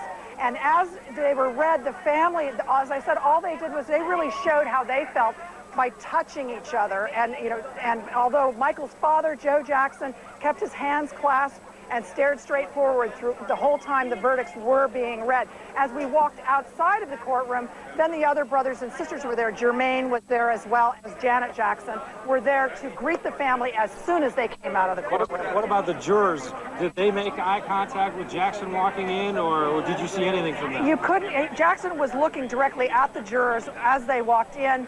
He seemed to be nodding somewhat, thanking them as they left, but the jurors seemed more conscious of acknowledging the alternates that were also there. All the alternates, all 8 alternates, were also in the courtroom at the time. But Jackson, as I said, very somber, as he has been through much of this trial. It's been very difficult to read his emotions, but certainly after he hugged his attorneys, you could see there was definitely some relief on his part. What about Tom Sneddon, who had so much invested in this case, the man that decided to go forward despite the inadequacies, if you will, with the accuser and the accuser's family? Anything from him? Nothing. It was when the prosecutors came in, they seemed very upbeat. When they initially came in, they were talking, back for a lot of smiling, that sort of thing, which contrasted really with when Tom Mesereau walked in with Michael Jackson. The two of them sat there in the courtroom staring straight ahead for maybe 10, 15 minutes before the judge and the jury came in, whereas the prosecutors had been talking with one another and smiling, that sort of thing. After the verdict was announced, just very grim face. They weren't looking at each other, just very grim face after hearing, because once you heard those first 2 counts, it was very clear where this jury was going. Incredible. All right, Rusty Dornett inside the courtroom. Wolf. All right, I just want to bring Rusty back. If Rusty can hear me, can she hear me, Ted? Yeah, she can hear you. Rusty, tell our viewers once again, and you were sitting inside the courtroom, the immediate reaction from Michael Jackson once that first count was read and the verdict was not guilty. You just recap briefly what you saw. You cannot see. He keeps his face very straight towards the front of the room. He does not look from side to side. He did not appear to look at the jury after that first count was read, because the clerk who was reading them was on the other side of the courtroom. So you did not see him move. He appeared to be very somber. But the family, as I said, who was sitting directly in front of me, the relief on their part was immediately apparent. They were holding their mother, Catherine. They were touching her. Just an immediate sort of sigh of relief within the shoulders. They were the ones that you could really see some kind of reaction. But as far as Jackson was concerned, you could not see even any kind of sigh or anything like that. He just appeared straightforward the entire time all of the verdicts were being read. Wolf? Well, and there was no audible, there's no noise, no cheering, no thank gods, no nothing like that. Everybody was totally silent as all 10 counts were read. That's correct, because the judge had made such a strict admonishment that if any signs of jubilation were shown, that he would throw those people out of the courtroom. So everyone was very conscious of how they should behave in court, and there was really no audible or reaction within the courtroom when he began reading those counts, or the clerk when she began reading the counts. And what about when the whole thing was over and the judge dismissed the jury? Were there cheers from the Jackson team and from Michael Jackson himself? No, still no cheers. The first person he turned to was Robert Sanger to the left and gave him a very, very sort of mild hug. He then turned to Thomas Mesereau, who was on his right, also gave him a hug. The family stood up. They sort of all touched each other once again, and then they demanded, the court demanded that the media leave the courtroom. So at that point, I could not see the family actually interact with Michael Jackson when he was coming out of that courtroom area. We just saw Thomas Mesereau, Rusty, and Ted get into a vehicle. Do we have any idea where he's going, what he's about to do? Because I anticipated he might be getting ready to make a statement to the press. Yeah, we definitely anticipated something from the defense, especially if they came out victorious. They've been very tight-lipped throughout this, and we did expect that they would do something, make some sort of statement. Whether that comes now in the next day or next few hours, I'm sure they're celebrating. But it's difficult, as you know, because Michael Jackson's representative, who was speaking to the press, is no longer working for Michael Jackson. So we're kind of unsure of how we're going to be receiving word of this, right, Ted? I mean, whether is it going to come through the defense team? Or? Right. Thomas Mesereau is a reserved man who is very skeptical of the media, and it seems as though the Jackson family, Mesereau, the defense team, is acting as though they have been vindicated, yes, but not pleased that this ever happened in the first place. And that's really been, at least Mesereau's attitude throughout this entire trial: come in, work hard, and almost in a way that he seemed upset that he had to be there. It was interesting, too, that Joe Jackson, Michael's father, when he came in, he walked very slowly into the courtroom, and he looked at each and every member of the press that was sitting in all the outside, sort of trying to get to people's faces and think, you know, if I'm going to remember you. That was sort of the feeling you got, because he was so studied as he did it and walked so slowly and looked at each person in each row thinking, you know, and it was the feeling of, I'm going to remember you no matter what happens in this case. And we see the motorcade, Ted, hold on 1 second, Ted. The motorcade, this vehicle, this black vehicle, is heading back, we assume, to the Neverland Ranch, carrying Michael Jackson, a very elated Michael Jackson, not guilty on all 10 counts, read by the clerk just a little while ago. Very, very emotional moment for him, for his family, for all of his fans who were watching this jury and the deliberation. Ted Rowlands, and let me bring Rusty back for a moment. When the jury walked in, all 12 members, 8 women, 4 men, Rusty, did they make eye contact based on what you could tell with Michael Jackson going in to the announcement of the verdict? They seemed to, when they came in, they seemed to just take their seats. And as I said, they made eye contact with the alternates who were in the front row, because I saw one of the jurors wave at one of the alternates, and I saw one of the alternates who were sitting in the front row also wave at one of the jurors. Now, while the verdicts were being read, they did not look at Michael Jackson. They appeared to be looking right at the court clerk as she was reading. They did not appear to be looking at her. And I don't know if you heard actually the statement that apparently the jury made. I'm not sure if that came out on the audio. No, we have not heard that. We have not heard that. But why don't you tell us? The only thing we heard, Rusty, and I want to make sure you know, the only thing we heard were the verdicts on the 10 counts read by the clerk. We didn't hear anything else. Right. Well, they just talked about that they believe that this, hang on 1 second, I'm going to put my glasses on to read some of this, that they believe that it was that the testament to the belief in the justice system and the truth. And they, this is not all verbatim, I was taking this very quickly, but they also requested to return to their they came out of their lives anonymously. They requested that they return to their lives anonymously. But they did want the judge to read this, that they felt that this entire procedure was a testament to their belief in the justice system and the truth. Now, the judge did go on to say that they were allowed to talk to anyone they wanted to, and that he actually urged them to talk, that he thought it was a good idea. Right now it is. Also, perhaps the defense or from Nancy Baker and Larry King. Encourage them to talk to them, and of course, and talk to the media as well. Wolf, we just... yeah, go ahead, Ted. We just received a statement from Debbie Rowe, the mother of 2 of Michael Jackson's children, who was brought here and testified for the prosecution in this case. And many believe that that was one of the moments where the prosecution really, they seemed to be stunned by what Debbie Rowe had to say, because although she was a prosecution witness, she got up there and basically said that Michael Jackson was a wonderful father. Debbie Rowe is saying, quote, "Debbie is overjoyed that the justice system really works, regardless of which side called her to testify at the trial." That from Iris Finsilver, Debbie Rowe's attorney. One of the moments in this trial, Debbie Rowe's testimony, where people were literally scratching their heads saying, why was this witness called for the prosecution? Whether Debbie Rowe laid in wait and was a torpedo of sorts, doing it on purpose, or if it was she was not vetted out, we'll never know. But obviously she's weighing in now that she believes justice has been done. Also, Wolf, I just did want to add that I had... Our viewers, Rusty, just to remind our viewers, because I know you were there together with Ted for virtually every step of the way, Debbie Rowe was called, the ex-wife of Michael Jackson, the mother of 2 of his children. Debbie Rowe was called to testify on behalf of the prosecution, but what she said, widely interpreted as helping Michael Jackson, the defense, given the loving nature of what she had to say about Michael Jackson.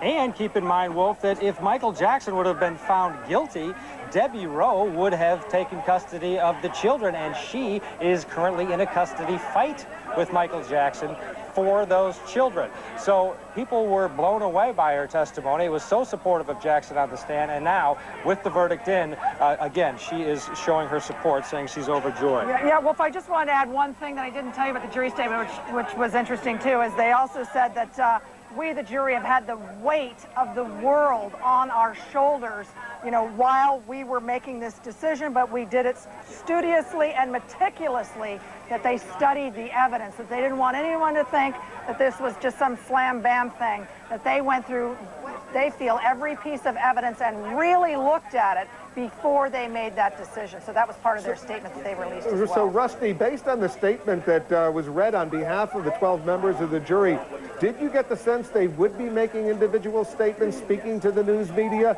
or that was it? Well, what happened is the judge told them that the representative for the media, Peter Chaplin, who's been the pool producer here, was going to go back with them and talk to them for about 2 minutes to tell them what to expect, which Peter Chaplin also did in the Peterson trial. Just talk to the jurors, say, look, they don't bite. They just want to ask you a few questions. If you want to do it, we're happy to have you stay. If you don't want to do it, there's a place to go and you don't have to, and you can go home. So that's what he was doing right now. We'll have to see who actually shows up in that jury room for this jury press conference. We'll have to see who really does want to talk. Our cameras, Rusty, did catch, and Ted, I want you to weigh on this as well. Thomas Sneddon, the prosecutor, he was one of the first to get out of that courtroom after the verdicts were read. Here's a picture of him sort of bolting. There he is right there in the middle of the screen. He was basically one of the first to get out of there. This is not a good day, Ted, for him.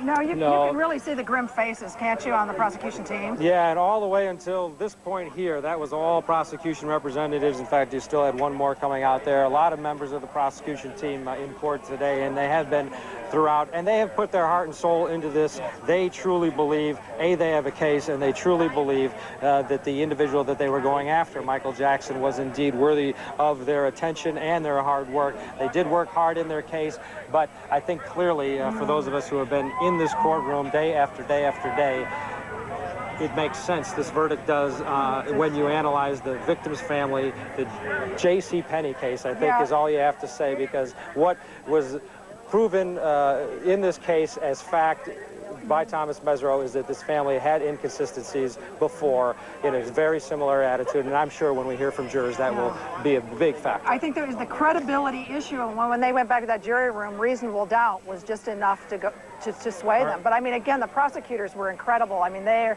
questioning was so dramatic at times. Yes. I'm going to interrupt. Reverend Jesse Jackson's on the phone.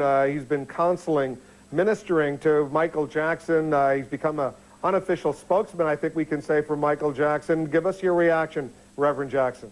Well, it was a painful process and stressful at the very end.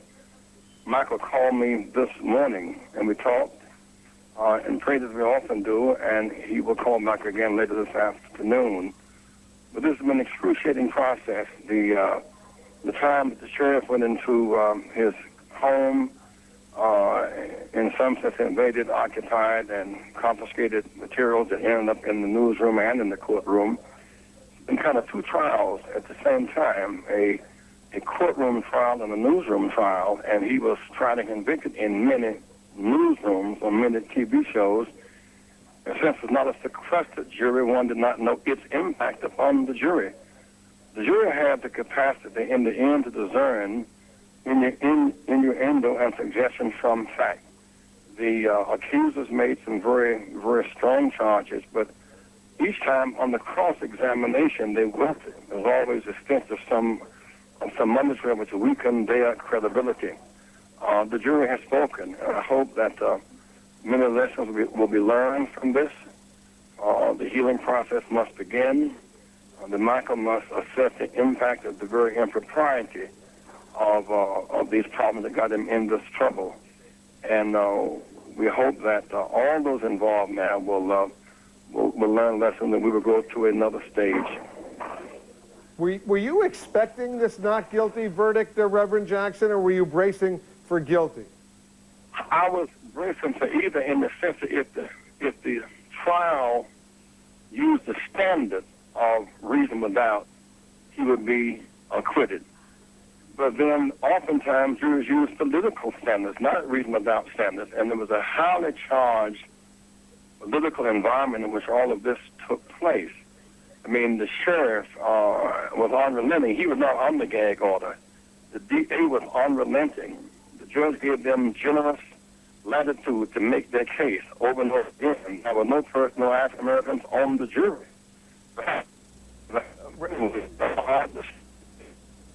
Reverend Jack. Hold on one second. I think we're breaking up. Reverend Jackson, I think our line may be breaking up. I don't know if you want to repeat that last thought, if you can still hear me.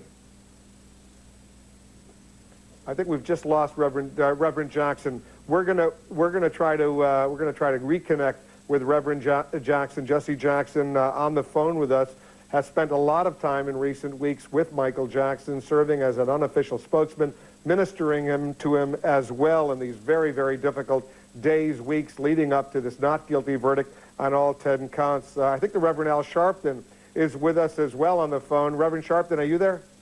I'm here. All right, I'm in your studio. You're in our studios in New York. Reverend Sharpton, give us your reaction. Well, I think, you know, in 2002 when Michael Jackson came to New York and we hosted him, we were castigated when he started saying that he felt they were coming after him because he raised questions about his owning the Beatles catalog and others.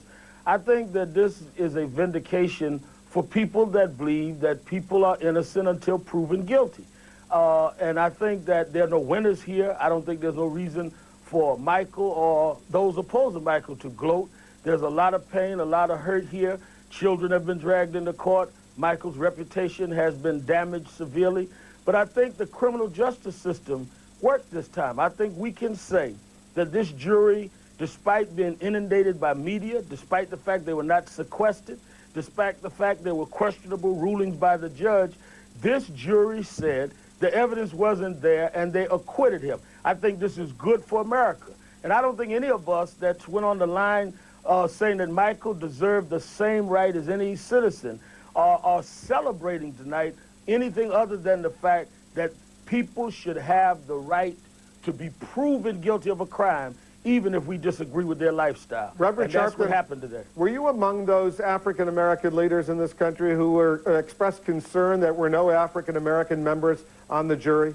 Yes, I did. I expressed that concern, and I've expressed concern of what was behind this. A lot of people in the music industry that claimed that for years there were things going on. They never said that, while Michael was not talking back or not raising questions as he did when he came to our headquarters in Harlem. And I felt that he was being vilified and in many ways lynched by the media. I think today showed that there can be a speck of grass grow even through concrete, and that people are going to be balanced and fair if given the opportunity. I think that they showed tremendous courage. Those 12 jurors who may go into a community that disagrees with them, some of them vehemently, but they upheld the best in the American jurisprudence system by saying if the evidence wasn't there, despite whatever biases I may or may not have, I'm not going to use the system to make a statement. I'm going to use the system to convict people if they're guilty of a crime. Jeffrey Toobin is here with me, Reverend Sharpton. Our senior legal analyst has a question for you. Reverend Sharpton, do you think, and Michael Jackson has said that he thinks it's appropriate for him to sleep in the same bed as boys who are 12, 13 years old. Do you think he ought to stop doing that? I think that Michael now can have time to reflect and think. Mr. Sneddon, in retrospect, do you think you had the wrong family on the stand? I don't know how much work you do in the criminal justice system, but the system I worked in for 37 years is that people come in and they're the victims of crime. We don't select our victims, and we don't select the families they come from. What we do is we evaluate the case. We try to make a conscientious decision as to whether or not we have enough evidence to go forward. And that's what we did in this case. We've done it in every other case since I've been the district attorney in this county, and we will continue to do that as long as I'm district attorney of this county. Stand by what the family said in court. I think that's evident. There have been a lot of claims that because of the gag order, you haven't been able to address. I mean, fans have, even Jackson's mother has said that you have some involvement with the Ku Klux Klan. Fans have claimed that you have relatives who are among the witnesses. Do you want to address any of those now that you finally can? They're all false.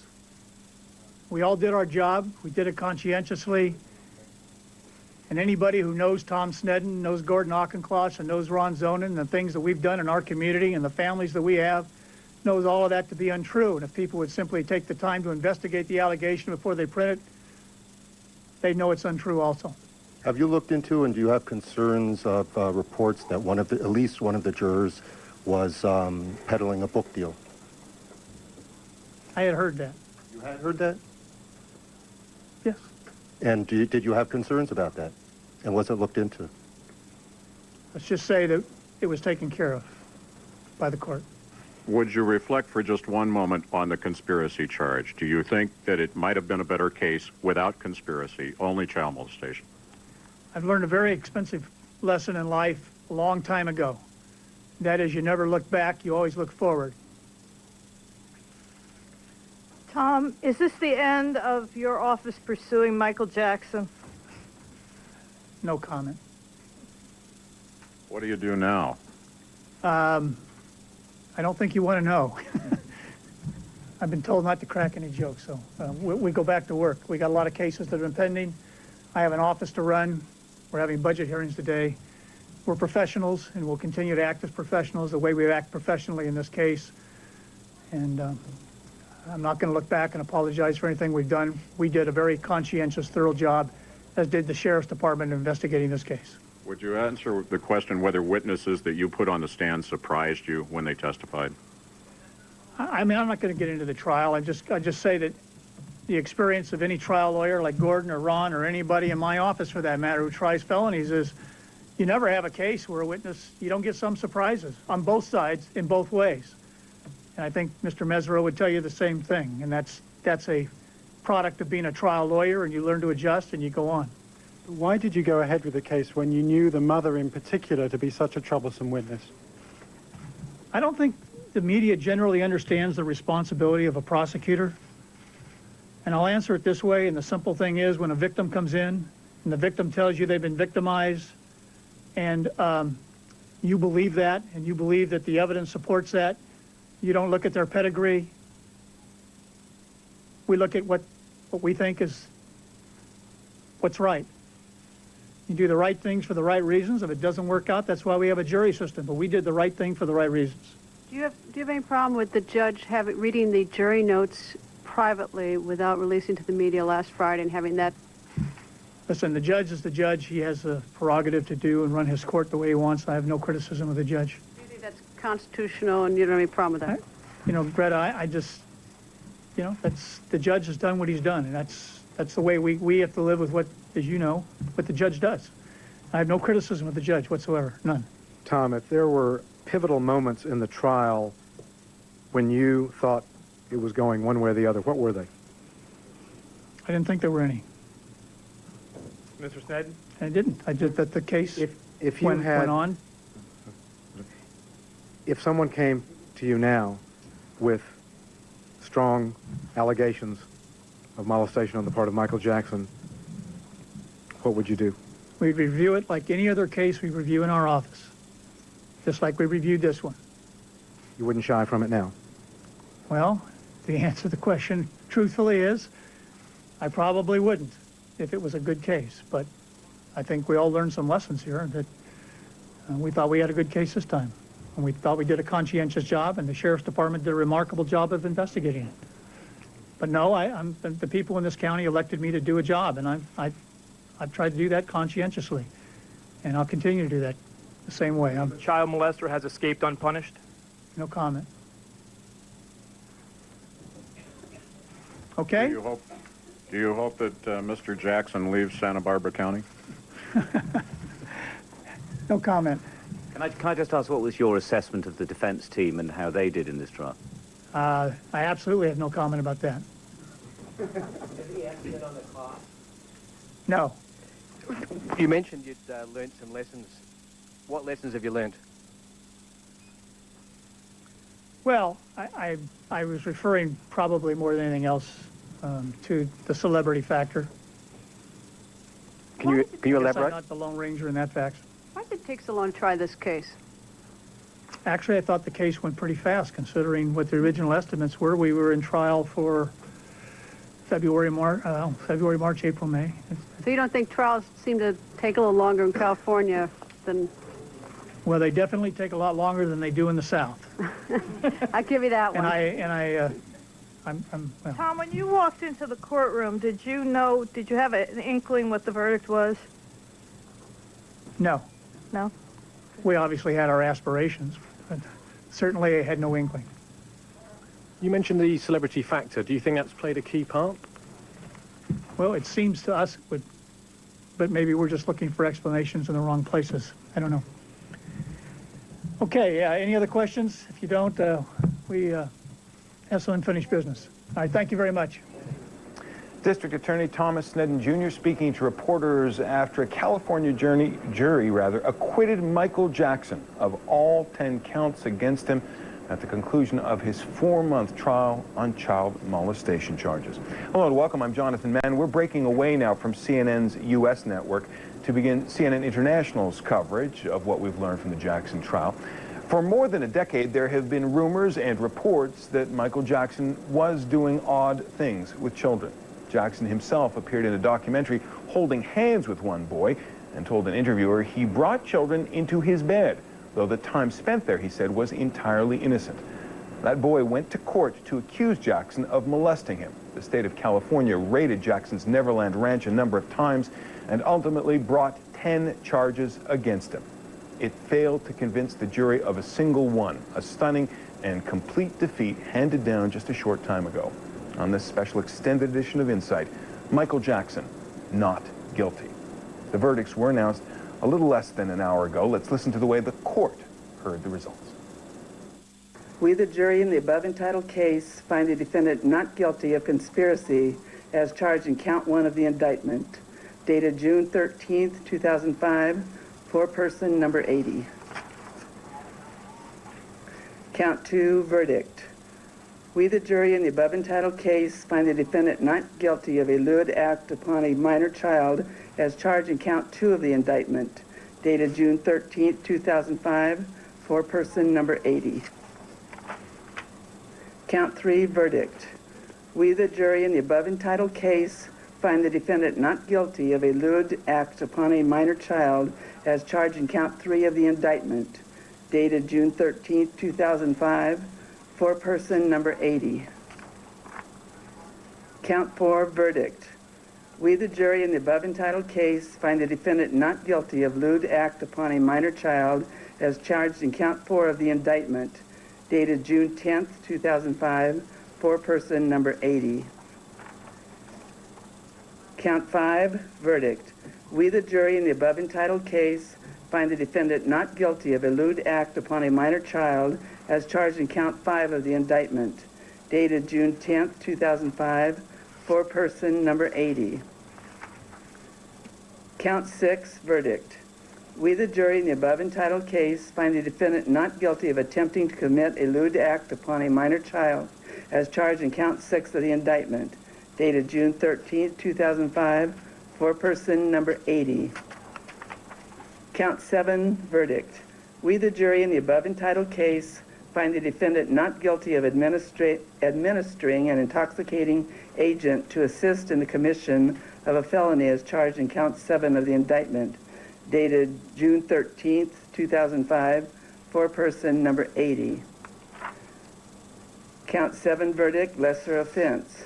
We, the jury, in the above entitled case, find the defendant not guilty of providing alcoholic beverages to persons under the age of 21, a lesser included offense of that charge in count 7 of the indictment, dated June 13, 2005, foreperson number 80. Count 8, verdict. We, the jury, in the above entitled case, find the defendant not guilty of administering an intoxicating agent to assist in the commission of a felony as charged in count 8 of the indictment, dated June 13, 2005, foreperson number 80. Count 8, verdict, lesser offense. We, the jury, in the above entitled case, find the defendant not guilty of providing alcoholic beverages to persons under the age of 21, a lesser included offense that charged in count 8 of the indictment, dated June 13, 2005, foreperson number 80. Count 9, verdict. We, the jury, in the above entitled case, find the defendant not guilty of administering an intoxicating agent to assist in the commission of a felony as charged in count 9 of the indictment, dated June 10, 2005, foreperson number 80. Count 9, verdict, lesser offense. We, the jury, in the above entitled case, find the defendant not guilty of providing alcoholic beverages to persons under the age of 21, a lesser included offense of that charge in count 9 of the indictment, dated June 10, 2005, foreperson number 80. Count 10, verdict. We, the jury, in the above entitled case, find the defendant not guilty of administering an intoxicating agent to assist in the commission of a felony as charged in count 10 of the indictment, dated June 10, 2005, foreperson number 80. Count 10, verdict, lesser offense. We, the jury, in the above entitled case, find the defendant not guilty of providing alcoholic beverages to persons under the age of 21, a lesser included offense of that charge in count 10 of the indictment. There were no cameras allowed in the courtroom in Santa Maria, California, and a microphone only long enough to record those verdicts being read. But CNN's Rusty Dornan was in court when the jury returned the not guilty verdict. Here's how she described it. Absolutely incredible, as it always is, as you know, in those courtrooms. You could not hear a sound in the courtroom as the judge was ripping open each of the verdict messages, because he had to look at them first before he had the clerk read them. And the only sound in the courtroom you could hear was the tearing of these envelopes. Meantime, I was sitting just behind the family, behind Catherine and Joe Jackson and Tito, and then in front of them, LaToya, his sister, and Randy, his brother. Now, just as the clerk is about to read the verdicts, all the kids reached around. Tito had his arm around his mother. LaToya reached her hand around. They all were touching Catherine Jackson, Michael's mother. She started to break. As soon as they heard the first not guilty, she broke down and started to cry. They all kept sort of grabbing her and holding her. And from that point on, really, there was no other sound in the courtroom other than that clerk reading those not guilty verdicts. Now, Michael Jackson, you could not see his expression. He appeared very somber, But at the end, he did turn. He hugged his attorney, Robert Sanger, then, of course, also hugged Thomas Mesereau, but it still appeared very somber. As you can see, when he was leaving, he was blowing kisses to the fans and that sort of thing. But absolutely incredible moment in the courtroom, and of course for his family, you know, and for him, for what they've been going through for the past few months. Walking out, the family did not, by any stretch of the imagination, raise their hands up. There wasn't a sense of jubilation. Was there any of that, any celebration in There court? was no celebration. And of course, the judge cautioned everyone in the beginning, because the public is in the courtroom as well, do not show any signs of either unhappiness or jubilation with those verdicts. And as they were read, the family, as I said, all they did was they really showed how they felt by touching each other. And, you know, and although Michael's father, Joe Jackson, kept his hands clasped and stared straight forward through the whole time the verdicts were being read. As we walked outside of the courtroom, then the other brothers and sisters were there. Jermaine was there, as well as Janet Jackson were there to greet the family as soon as they came out of the courtroom. What about the jurors? Did they make eye contact with Jackson walking in, or did you see anything from them? You couldn't. Jackson was looking directly at the jurors as they walked in. He seemed to be nodding somewhat, thanking them as they left, but the jurors seemed more conscious of acknowledging the alternates that were also there. All the alternates, all 8 alternates were also in the courtroom at the time. But Jackson, as I said, very somber, as he has been through much of this trial. It's been very difficult to read his emotions, but certainly after he hugged his attorneys, you could see there was definitely some relief on his part. What about Tom Sneddon, who had so much invested in this case, the man that decided to go forward despite the inadequacies, if you will, with this accuser and the accuser's family? Anything from him? Nothing. It was when the prosecutors came in, they seemed very upbeat. When they initially came in and were talking, you know, back for a lot of smiling, that sort of thing, which contrasted really with when Tom Mesereau walked in with Michael Jackson. The two of them sat there in the courtroom staring straight ahead for maybe 10, 15 minutes before the judge and the jury came in, whereas the prosecutors had been talking with one another and smiling, that sort of thing. After the verdict was announced, just very grim face. They weren't looking at each other, just very grim face after hearing, because once you heard those first 2 counts, it was very clear where this jury was going. Rusty Dornan, not guilty 10 times over. And then a convoy of black sport utility vehicles bearing Michael Jackson and his entourage from the courthouse to his Neverland ranch, ending one of the stranger trials that this country has seen in recent years. Peter Viles has this look back. Which image will you remember? Maybe Michael Jackson jumping on the roof of his SUV to salute his fans? Maybe the day he showed up in his pajamas so late for court he almost got arrested? Or the parade of celebrities to the Santa Maria courthouse? Jay Leno, Macaulay Culkin, Larry King. The circus atmosphere at times almost overshadowed the seriousness of the charges against him. In violation of the California Penal Code, commonly known as child molestation. The state alleges that over several weeks in 2003 at his Neverland ranch, Jackson molested a 13-year-old boy after plying him with alcohol.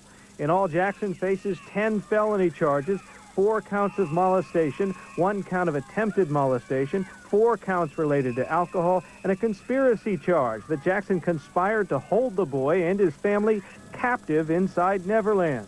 Over time, Jackson did switch lawyers, but not defenses. Michael Jackson is unequivocally and absolutely innocent of these charges. The accuser's younger brother testified he saw Jackson groping his brother while the boy was asleep. Then the alleged victim, now 15, testified facing down the pop star and telling the jury Jackson sexually abused him on several occasions. It was a little bit of a stare down going on between the boy and Michael Jackson during the testimony, whereas at times before that, the boy would talk to the jury. If you notice, when he was talking about that molestation, and especially on cross-examination, he was looking at Michael Jackson. Another prosecution witness testified he saw Jackson perform oral sex on another boy, and yet another witness testified he had been fondled by Jackson as a boy. He broke down. He said, "This is very hard for me. It's taken a lot of counseling." He was very believable, and he was dynamite for the prosecution. The Jackson defense was really an attack, painting the accuser and his family as manipulative scam artists. The key confrontation, Thomas Mesereau's cross-examination of the alleged victim's mother. She really backfired for prosecutors. She was very brassy on the stand. She was argumentative. And also, she reeked of insincerity. You just didn't believe her story. She was too ham-boned. She turned and addressed the jurors very dramatically every time she answered a question. She argued with the lead defense attorney, Tom Sneddon. She just imploded on the stand. Called by the prosecution, Jackson's ex-wife, Debbie Rose, seemed to help the defense. She called Jackson a wonderful father who was manipulated by, quote, vultures around him. Defense witness Macaulay Culkin portrayed Jackson as harmless, saying he did sleep in Jackson's bed but was never molested. Jackson never testified, so he was never cross-examined, but jurors did hear from him through videotapes played for the jury in which Jackson declared what he called his pure love for children. Peter Biles for CNN, Los Angeles. And once again, if you're just joining us, the pop star Michael Jackson has been found not guilty on all 10 charges by a jury in Santa Maria, California. CNN's Chris Wolf is standing by outside the courtroom. It sounded like pandemonium out there for a while. It was, John, indeed. Hundreds and hundreds of people surrounded this court complex for the reading of the verdict. As they heard that a verdict had been reached earlier today, they started to flock to the courthouse for the reading of the verdict. They were cheering for Michael Jackson. Most of them obviously were Michael Jackson fans. They would cheer that Michael is innocent, Michael is innocent. He left the courthouse surrounded by his entire family, all of his sisters and his brothers and his parents, of course. They were thrilled at the outcome of this trial. Michael Jackson left here a free man. Michael Jackson will not be going to jail for child molestation, but he may be locked in another kind of prison, one of his own making. I think at some level Michael feels a sense of betrayal by those who he trusted the most, who in some sense turned on him. And the entertainer could face a new battle from the accuser's family. Expect a big civil lawsuit. If that family can hit on the civil lawsuit, they could end up owning Neverland, chimpanzees, spiders, and all. The world watched the circus known as the Michael Jackson trial for the last 4 months. 141 witnesses testified, including actor Macaulay Culkin and comedian Jay Leno for the defense. Some observers called this the trial of the videotapes. Jurors saw the documentary Living with Michael Jackson, in which he admitted to sharing his bed with young boys in a non-sexual way, although the charges relate to alleged molestation that occurred after the documentary aired. Later, jurors watched a videotaped police interview in which the young accuser tells detectives that Michael Jackson molested him. And then there were pictures of young nude boys found at Neverland Ranch. His life has been laid bare in the courtroom, and it really is a sad life.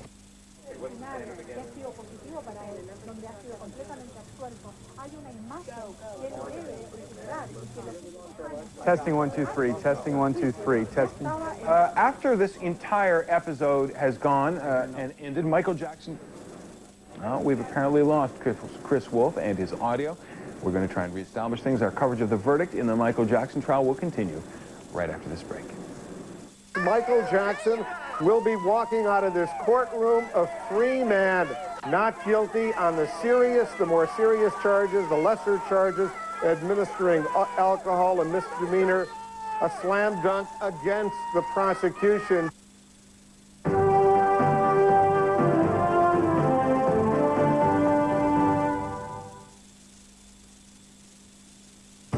Wouldn't you say so? Number 3? We came in with our personal beliefs, but we did look at the evidence. We all came in with our personal beliefs, and some of those did differ, but we spent a lot of time really seriously studying the evidence and looking at the testimony and the jury instructions, and obviously came to an agreement. Thank you. Thank you. Did you pay attention at all or see all the sort of media circus out here? And if so, that answer, the first surprise of what may be a number, most of the analysts and observers had expected, because 32 hours, almost 32 hours of deliberation were required to reach today's verdicts, that there was considerable differences of view on the evidence and judgment about Michael Jackson's innocence or guilt, and that was quickly dispelled with the first answers. Trying to stay as private and quiet as possible. anyone else want to add on the media, have thought on the media? You all jumped at us. I felt it the first time that I really felt the presence and stuff, I think, was our second day out of jury deliberations when we all walked out to the van together, and seeing all those people on the right of us and on the left of us, it kind of hit you like, oh my God, where'd they all come from? And yeah, but you know, we could hear, you know, the media going back and forth and everything when we were outside and stuff, but otherwise it didn't really bother us that much, though. Anyone else? Sure. I think by the time we got to deliberation, we had all been so conditioned to the media that it didn't make any difference anymore. That was my personal feeling. Good, thank you. Yeah. What number, sir? Just one more time, your number? Number 1. Number 1, thank you. Turning across the aisle. CNN, juror number 1. I know you said in your statement that you meticulously all went through the evidence and that sort of thing, but what stands out in your mind as the most important thing that swayed you, that made you feel it was that you had to vote not guilty in this case? I can't really point to any one specific item right now. I mean, there were tons of evidence to consider, and to pick one item out is really difficult. And I would just say that we considered all of the evidence, and of course, since it's a criminal trial, it had to be beyond a reasonable doubt. And in looking at all of the evidence and not just one specific item, I mean, that's the conclusion we arrived at. And I think we really worked hard and were very careful in making that decision. Any testimony, though, that just stood out in your mind, that kind of, in your own head, you thought, well, this isn't right. I just can't. As I sit here right now, I can't point to anything specific. Okay, across the aisle. Hi, Quentin Kushner from the Santa Maria Times. Just curious, what was your opinion of the attorneys' performances, both from the prosecution and the defense, as they tried this case? For anybody? I think they're all wonderful litigators, very well prepared on both sides. I'd like to. I think it was a sight to see, because I've never seen anything like this, and you've seen it on TV all the time, and now you actually see it up close and personal, and it's like, wow, you know. For my first time doing jury duty, it's pretty interesting, to say the least. And we got to see their faces like you guys didn't. So when stuff was going on, we could see, you know, their sighs or their yes and stuff like that, and we could see what they were thinking in their selves there. Anyone else have a feeling? Okay, let's move on to across the aisle. Hi, good afternoon. My name is Salvador Duran. I'm with Telemundo, Channel 52, Los Angeles. I would like to find out if the fact that Michael Jackson is an international superstar, what role did that play in your decision-making? And I would also like to ask Mr. Foreman, if any of you speak Spanish, to also, after you answer my question, to briefly make a statement in Spanish to for the large Spanish audience across the United States. Well, personally, I think we looked at all the evidence. We looked at Michael Jackson, and one of the first things we decided that we had to look at him as just like any other individual, not just as a celebrity. And once we got that established, that we could go beyond that, we were able to deal with it just as fairly as we could with anybody else. Do you speak Spanish, sir? I'd rather have her answer. Oh, I couldn't. Just tell us just what your thoughts on the fact that Michael Jackson is a megastar known around the world. En español, por favor. ¿Qué piensa, señor? No creo que podría comunicar bien. No creo que podría hacerlo al momento. Okay. Pero ¿qué piensa en general del resultado final? El resultado en general, creo que tuvimos mucha consideración en los testimonios de las personas que vinieron aquí y tomamos en consideración la evidencia y basado a eso hicimos nuestra conclusión. Muchísimas gracias. Thank you very much. And going across the way to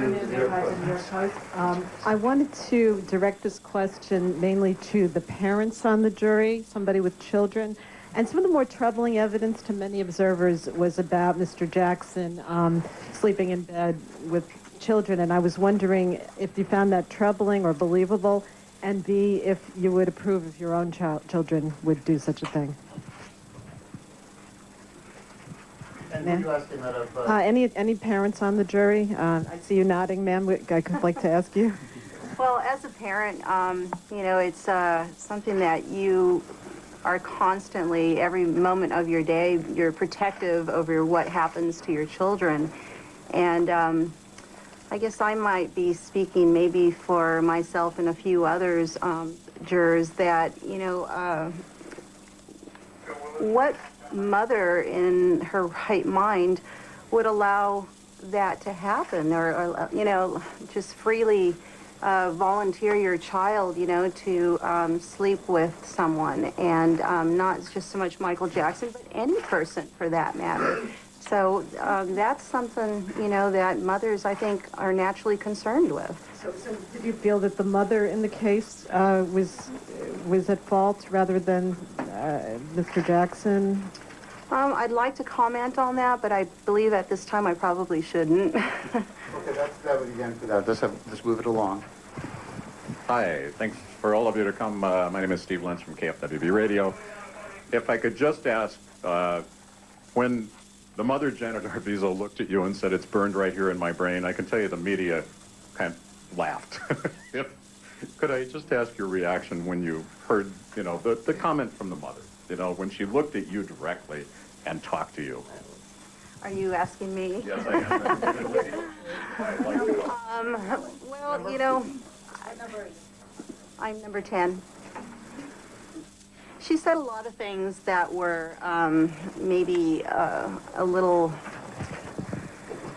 they came on very strong, you know, and when she said it was something, you know, burned right there, I kind of felt that, you know, she,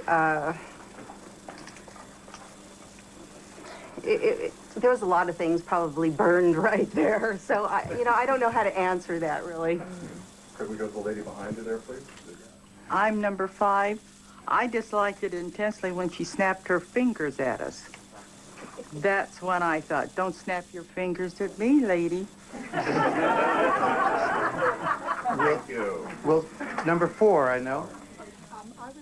I was very uncomfortable with that. A lot of the witnesses looked over at us from time to time, but then they'd look back, but she didn't take her eyes off of us, so that was a very uncomfortable feeling. Number 4, thank you. I know that we're sort of cruising along in our 10 minutes. You guys are feeling okay? I just want to touch base with you. Okay, good. I'm going to stay with print for a moment. We're trying to alternate print, TV. So print would go next, then TV after that. Hi, my name is Nick Madigan. I'm with the New York Times.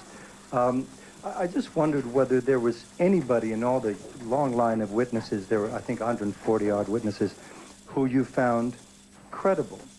And if so, why? Because obviously you found everyone, you found him innocent on all counts. So I just wonder whether there was anything that actually rang true, and if so, who and why? And I believe you were interested in talking about that. I'm very comfortable at saying the telephone people were very credible.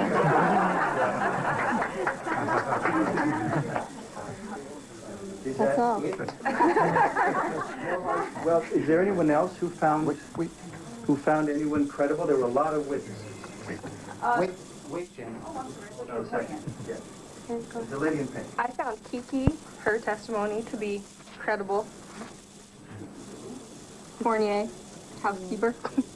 Them as they came and went, and you heard testimony about them. I just want to say that, you know, as alternates, we took it as serious as being jurors. At all times, even in the time waiting when we weren't there, we felt we were there. And everything we saw was extremely important. The Culkin was as extremely important as every other piece of evidence that was shown. I can't. Any piece was more extreme. That was important. The whole situation was extremely sad. There's not a person here takes lightly the last 4 months. I was asking about the 11 because it was supposed to be about a preponderance of evidence. Forward a little bit. camera can't see you. Just step forward just a little bit. There you Come go. on. Get over here.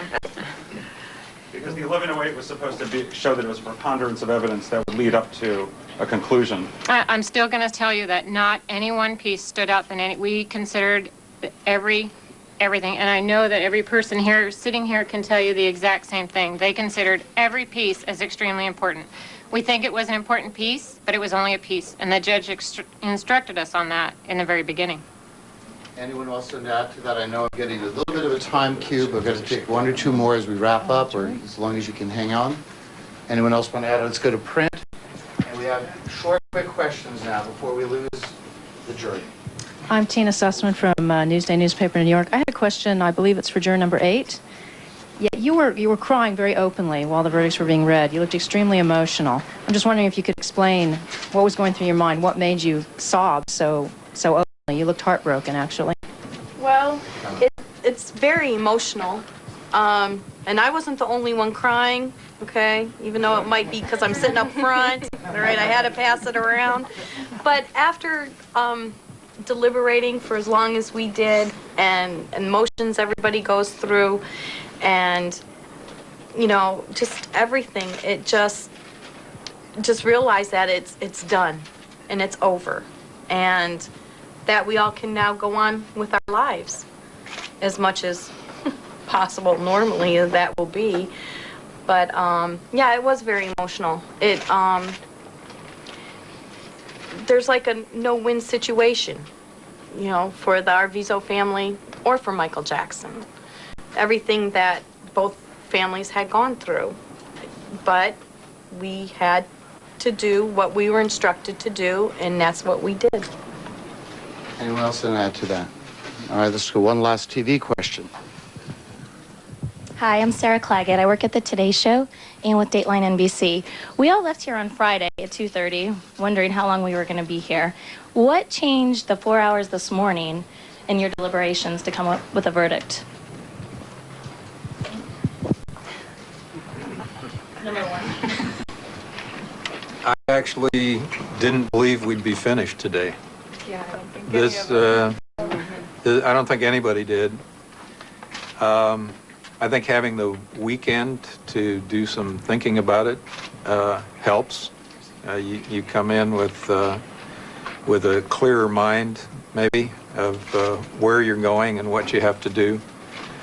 But to think that we would have been finished today, that hadn't entered my mind this morning. There was still a lot of ground to cover, but I think once we understood all the evidence and we talked it out, that it was clear what we had to do. Did the rest of you think you'd be here longer? I did. Yeah. I was surprised. I wasn't expecting to be out today, so I mean, I thought it would be perhaps, you know, sometime this week, but I didn't think it would be today. I'm getting some signals that, no, we're doing questions individually. We're not going to do screaming. I promised them that. I'm going to hold to that promise. I'm getting signals that you're okay for a little bit more. A little bit. Can we ask your indulgence? Can I get you water or anything at all? You're all good? All right, let's stay over here for a moment, then we'll go over there. Thanks for doing this. We saw you all taking meticulous notes, and you did an amazing job. Art Harris with Entertainment Tonight in The Insider. Tom Mesereau said this was about reasonable doubt, and I just wondered if you could explain to us what reasonable doubt you all found. Who yes? Any of them? Who would like that? Oh, just a short comment. We had 98 pages of instructions, and we referred to them quite diligently, and we kept going back to it. You know, it has to be beyond a reasonable doubt. Was that? Anyone else? Anyone else for that? We actually challenged one another in the deliberation room. I mean, it wasn't, I don't want to give the impression that this was a really slam dunk deal where you just go in to a room and 12 people agree. I don't think 12 people can agree on anything except that the sun might come up tomorrow morning. And beyond that, you got to talk about it. And we did talk about it. We challenged the issues, and we came to the decision that that pointed to reasonable doubt. Open, articulate, but ultimately unconvinced. The 12 jurors and 8 alternates who have acquitted pop star Michael Jackson of the 10 counts of child molestation against him. They reached their verdict just a short time ago, and we're talking to reporters about how they reached it. One of the extraordinary things they said, in a parade of witnesses that lasted more than 140 people long, they could name only a handful they found actually believable. One of the insights that they've offered in their 7 days of deliberation, 14 weeks of actually hearing the case. Ted Rowland has been at the courthouse for much of all of this. Ted, you've been watching these people, I suppose, wondering about them. What most stands out now that we've heard from them? Well, they're very guarded. They will not talk about the witnesses individually, specifically the accuser, the accuser's family, but they keep referring to the fact that they did their job, and this is the verdict, this is the conclusion that they came up with, and it was quite a dramatic end to this 3+ month trial today when the verdicts were read.